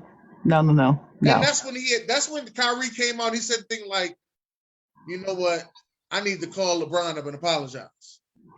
Dennis, you missed a very important step in the transition. Thank you, Brad Stevens. That is what happened, but you missed you missed the order. The order was he got injured. They were balling. He came back.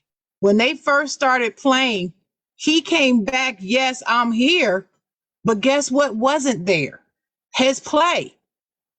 So after a few weeks of playing with him, they said, "You know what? We did this without you, and you still trying to act like you the man, and you haven't shown you're the man."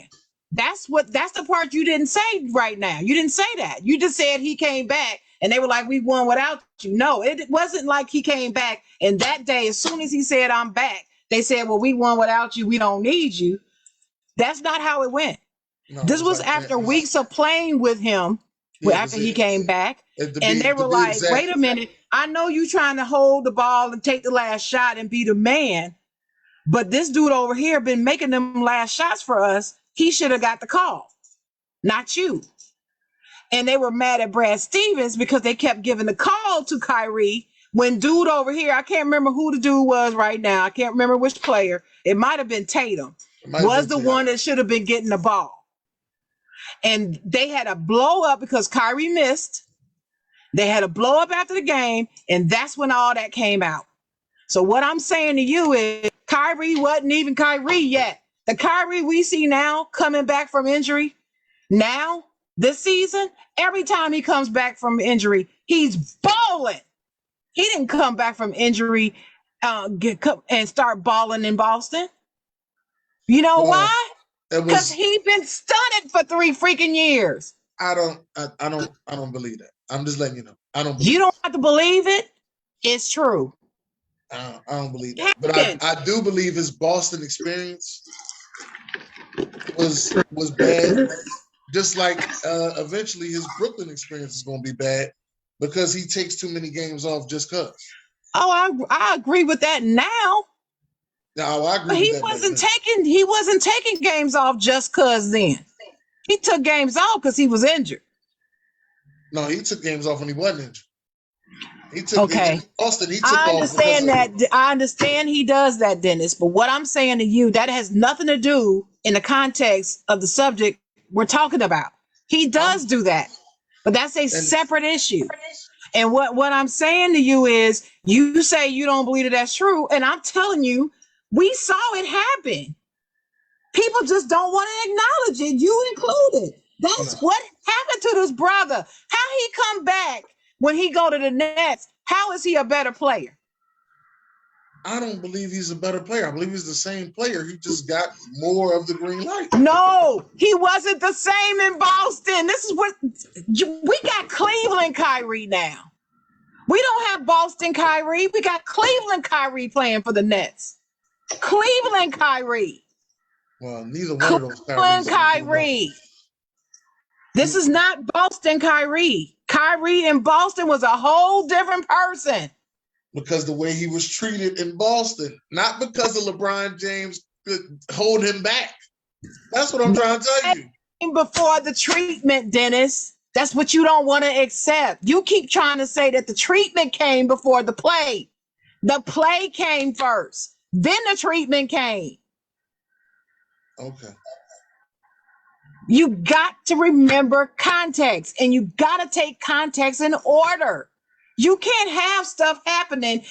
For every action, there's a reaction. You got to take the action and the reaction in order. If you take it out of order, then yes, you can spin it to mean whatever the hell you want. But if you take it in order, it is what it is. And the action came before the treatment. You go pull up them articles about Boston back then. And check the dates that they were published, and you will see what I mean. I'm serious. I looked at this before. I watched the games. I'm just telling you. I watched the games too, but I'm saying that's the order. To me, Kyrie wasn't dead. Like, I'm not gonna say that. To me, LeBron didn't stunt Kyrie. I just think Kyrie. Okay. My biggest thing of Kyrie leaving Cleveland is because Kyrie didn't like the fact that LeBron got all the fucking shine he did. We all know that, Dennis. Boston, I never said that that's not true, but I'm going to Boston now. Now, when he got to Boston, we're not talking about that though. But that's fine. He had a whole different situation. But I don't think none of this got to do with LeBron. This is Kyrie Irving. You done missed the whole thing, what I'm saying. None of this has anything to do with LeBron is a true statement. I am not saying that this has to do with LeBron. That's not what I said. You haven't heard me say that during this whole show. That's not what I said. That's two different things than what I'm saying. What I'm saying, and this has to do with LeBron, is two different things. I am saying before our eyes, this is what we witnessed happen. The man saved a championship game first, and he gets no credit for that game. LeBron gets all the credit because of the block. People do not want to give Kyrie the credit for the shot that came before it because they want to give all the credit to the block. And you think about what I'm saying. That's why Kyrie wanted to go. It had nothing to do, you said his development. I'm not saying that he didn't develop. What I'm saying is he could not naturally progress to be the Kyrie who's balling right now, balling with LeBron. Because to some degree, when you are a baller, shot caller, you need those accolades. Kobe Bryant talked about this in a video once. You do need it. You do. And when you're overlooked, everybody doesn't have that Mamba mentality that when I'm overlooked, oh, I'm going to show you. They get overlooked, and they take it in to the degree it actually influences and impacts their abilities. Some people can use it to capitalize, some cannot. Kyrie not built like Kobe. He ain't Kobe. He's not built like Kobe. You can tell by his whole stance with this vaccine stuff. His mentality is not the same. And this is not a negative thing against Kyrie. I love Kyrie Irving. I think he's probably one of the most disrespected next to Russell Westbrook. He is the most misunderstood player in the NBA, in my opinion. I'm sorry. Westbrook and Kevin Durant are the top two. Then it comes him, in my opinion. It's being misunderstood. That's my opinion. Mine alone. But what I'm saying to you about this thing with LeBron is what we were talking about before is the effect on other people around him when he's on their team. And what I am saying is the effect is lasting. It is not just while they're on the team that year. You don't notice it until he's no longer on your team. You didn't notice it with Kevin Love. You didn't notice it with Kyrie. You didn't notice it with Tristan. Tristan even started playing differently. You don't notice it until after they're no longer playing with LeBron, how it impacted their growth and development, their progression, not growth and development, progression. That's the word I'm going to use. Their progression. Because whenever you start something new, when you start here, you build. You build on your career. This is just like in any job. And you progress in ways. You progress. Either through development, learning new tools, something. There's development, there's learning, there's actual repetitive motion, things that help you develop your skills, and then there's the skills and all of that, right? This is what happens to all of us.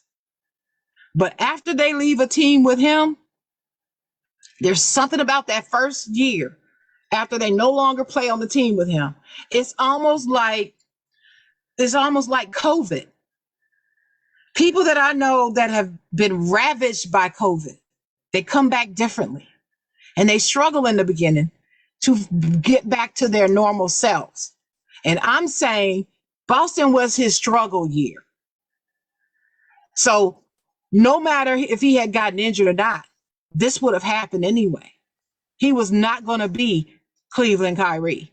He was going to be Boston Kyrie. He just happened to get injured and be out for a while. So we didn't get to see it until he came back. And when he came back, those boys were excited to have him because they thought that he was going to be the difference to take them even over the top. That's what they thought. But what happened?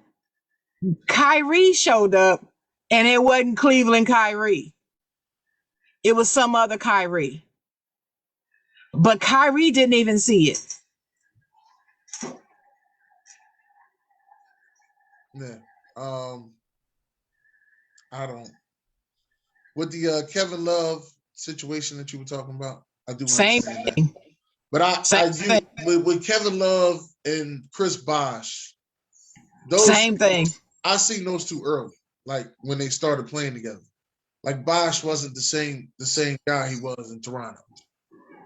Like you wasn't getting the Toronto Bosh with the dreads. That's not what you was getting.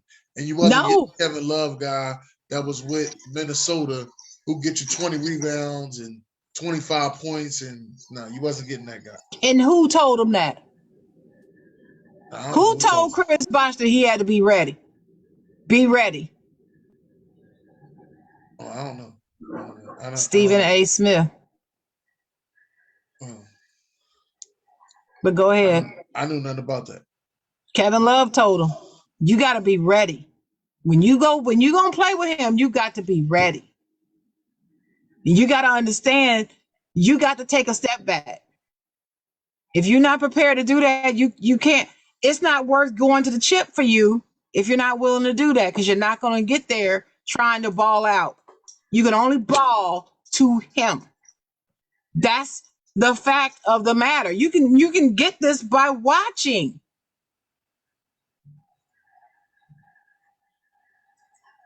That's all I'm saying to you, Dennis. That's all I'm saying. The action came before the treatment in Boston. They ended up treating it. I don't care what you don't see. I'm telling you, that's the order. And you can go and you can read it and you will see. You've forgotten. You've switched it up in your mind somehow because you were watching the game just like I was. Right. And you heard the story when it came out that the other players weren't happy. They had to have a team meeting. They had the first team. They had 3 different team meetings without the coaching staff. 3. The first one they had without Kyrie. It was all of them without Kyrie. Remember that? Yeah. This was after he came back. This was after he came back from injury and had been playing for a little while. This wasn't after his first game back. Well, they wasn't just mad at Kyrie. They was also mad at Gordon Hayward. Yes. Because the coach kept trying to force Gordon Hayward into the game. And he wasn't playing better. No, he wasn't. They kept leaving. What's his name on the bench? What's the dude that they kept leaving on the bench? I can't remember his name. Oh my God! No. I think it was Brown. I think it was Jaylen Brown. They kept putting him in, and they kept bringing Brown in off. They kept starting Gordon and bringing Brown in off the bench. Right, and that's why I said that whole situation was wrong. But the Kyrie thing was separate. The Kyrie thing happened first, but it was after Kyrie had been there several games. That's my point. It wasn't immediately because he was talking big shit about, I'm the man and I'm back. I don't think it was immediately. I was just speeding up the process when I was saying. I understand. I understand. But I just want you to understand it was after several games and they were able to see Kyrie ain't being Kyrie right now. And the reason why that's key in our discussion is because I saw it too. And this is where my opinion is coming from. This is not from me just saying this. I can't stand Boston. So the only reason why I was watching them was because of 2 reasons. Kyrie Irving and Jason Tatum. Because I love Jason Tatum as soon as he was drafted. I was like, I'm watching Boston. I can't stand him, but I'm watching him. He gonna be the next Kobe. That's what I was thinking. So anyway, my opinion. That's your opinion. You're allowed to have it. My opinion. My opinion is my opinion, but the facts still remain. The timeline I just gave you is factual.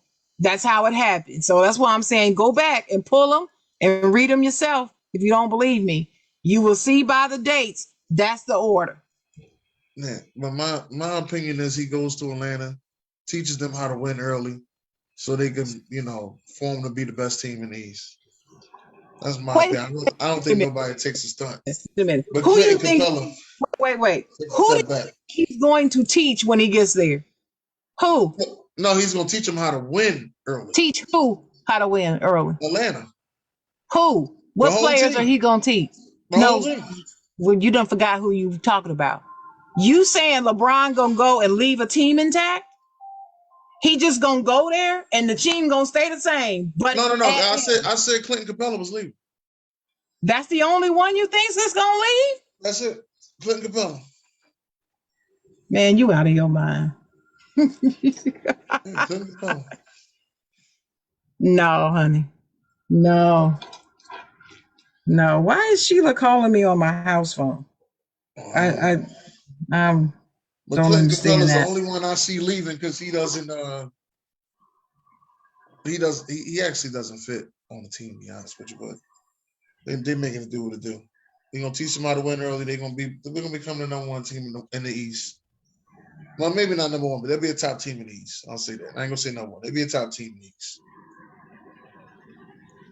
That's what I'll say. They'll be one of the top 4. No, let me tell you what's wrong with that theory.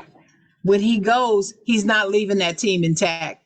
And I don't mean just Capella. I mean several people are going to be gone because that's what he does. They don't fit his style of play, all of them. They're going to be gone, honey. And he's going to bring people in that fit his style.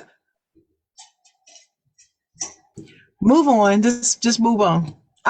Y'all still, you included, you still have not learned your lesson.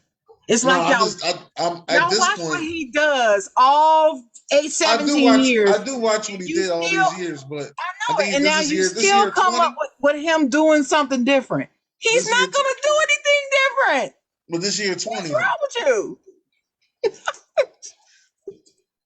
Go ahead, honey.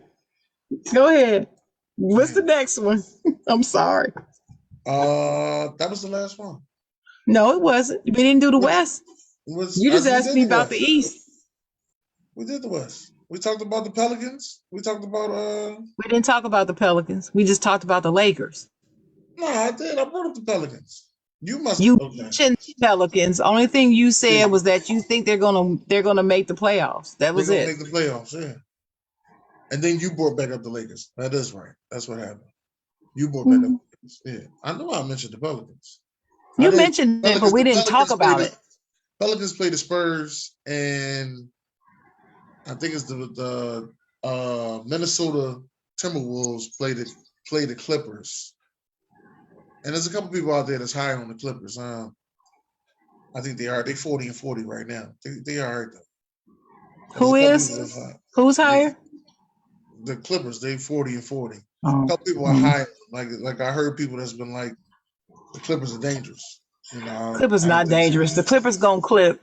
Yeah, I don't think so. The Clippers are not dangerous. No fear. But I will tell you, if they're smart, this is the season to do it. To get some respect in LA, this is the season because we've wet the bed. So if they're going to do anything, this is the Clippers season to do it. Corey said the Clippers are a dumpster fire. They are. They're the best player in Boston. He said, anybody remember me saying that the Rams won the Super Bowl? No, I don't. You should have put that on your joint so somebody would have known it. Yeah, I don't know. I don't remember that either. So do you think that the Clippers will beat the Minnesota Timberwolves? No. Okay. Not now. Not with Edwards. No. You think the Spurs will beat the New Orleans Pelicans? Yes. Okay. I think that could happen. So do you think the Spurs beat the Clippers? Didn't you just ask me that? The Spurs? The Spurs beat the Clippers. I think the Spurs could beat the Clippers. Yeah. Okay. And the Spurs will get the 8th seed. But the Spurs, I think they can sweep by Phoenix though. Yeah, I think the Spurs could get in. Niggas did. Phoenix will sweep them. Yeah. I don't think the Clippers are going to make it. As much as I like and respect Ty Lue, I just don't believe in the Clippers. It doesn't matter who's over there. It just doesn't matter. You know that dark cloud that you were talking about? Yeah, that's another one. Yeah. That is another. I think it's the two teams in the same city. I don't think it's just that. I think it's these particular teams in the same city because I feel like Clippers people are just so focused on wanting to be better than the Lakers, and that's all they talk about, and that's all they think about. That's it. They lose sight of what it takes to be great because all they're thinking about is the Lakers all the time. Man. It's the same thing that happened with Duke in the NCAA championship in Carolina. Carolina was so hell-bent on destroying Coach K's last, ending of his career that's all they focused on. They forgot to pay attention to Kansas, and they got their ass beat. Yep. Shout out to the NCAA champions, Kansas. Mm-hmm. Also give a shout out to the other NCAA champions, the South Carolina Gamecocks, with my girl Dawn Staley from Philadelphia. Philly, stand up. Mm-hmm. and Aaliyah Boston, who gave a shout out to Candace Parker during their speech. That was That's pretty right. cool. That was pretty cool. Yeah, that was cool. It was cool. It was cool to see Candace right there, front and center, supporting these young ladies. I love it. Yeah. I know Candace Parker. I know that's your boo. Yeah. She married now, so I can't be. Yeah, I know, but she's still your boo. Yeah. I mean, you know, hey, Swagoo's married, but that's still my man right there. That's my boo. We got in the show. Swagoo. We got to end the show. Do you have any last words here, Shan? Okay. Shout out to my sister Sheila Mullen. Birthday is her April month. We're gonna be celebrating her birthday all weekend, and I love her dearly. Shout out to people who have lost loved ones. It's hard when they're gone. It's hard that my mom and dad aren't here to love up on my sister for this special birthday. But we honor them in the ways that we do by trying to be great people and continue their legacy. I just want to say a moment and talk about the Supreme Court pending Justice Ketanji Brown Jackson. Did I say that right? Even you studied Ketanji Brown Jackson. Yeah. Well, I know Ketanji. Yeah. I just got to remember the order of the last names. Brown she Jackson. She was confirmed. If you did not see the live broadcast of the press conference with the president and vice president and her, you should watch it on YouTube. It's very inspiring, very touching. I'm very proud of her. And I welcome her on the Supreme Court. It just reminds me that Thurgood Marshall was the first Black Supreme Court justice, and she's continuing his legacy. And I think that is awesome. It also inspired me to really, really consider going to law school like I've always wanted to go. So even at my age, I'm really seriously thinking about doing this for real. It just really just reignited that fire in me to do that. So my last word is, if you're inspired to do something, hold on to it and then act on it. Don't be afraid to act on it. Don't be afraid to fail. It's that fear of failure that is the number one reason why people do not fulfill their dreams. It's that fear of failure. It's my number one reason. And I know a lot of people just like me. So pray and rail against that fear, conquer it, and realize your dreams. Those are my final thoughts today. Always good to be here with you. Always good to be here with you, Dennis. But I never asked you this, and now I want to know. If you had your choice to go to any law school, like you had your choice, they all was open. Whatever one you wanted, it's open for you. No, you got to pay for nothing. Everything full ride. What law school would it be? Harvard. Harvard Law? Mm-hmm. Okay. That's where she went to. She went to Harvard Law. Mm-hmm. Yeah. They got a law school. And I know my friends who are the pro HBCUers out there are probably disappointed in my answer. But that's my choice. It would be Harvard. My second choice would be North Carolina Central University Law School. That would be my second, which is an HBCU. Okay. And then my third, just to give you the top three, my third would be Princeton. The reason why my third would be Princeton, well, Harvard is first is because that was Obama. And then Princeton would be second because it was Clinton. So that's it. Not bad. Now, why is NC? It would be third, I'm saying, not second. Yeah, Central would be NC, second. Why is NC Central second? Because it's an HBCU that also has a top law school in the world. It's worldwide recognized as one of the top law schools in the world. Mm. And it's right here in Durham. So, yeah. Right down the street, huh? Ain't that something? Hmm. Right down the street. I ain't mad But at it would that. be Harvard. Harvard would be my first choice. And I'll tell you what I'm doing about it. I'm going to send Harvard something, and I'm going to talk to you about it offline.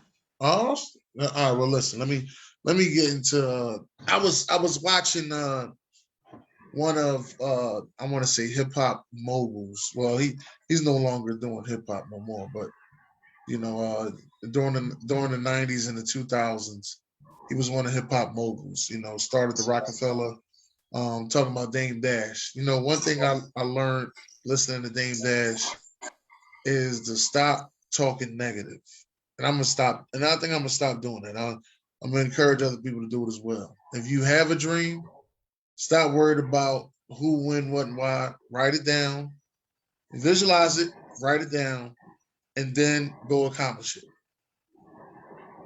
Get everything you need to get, research it, make sure you get everything that you need to get, and go accomplish it. That's the way you go about, you know, getting your dreams. And keep dreaming.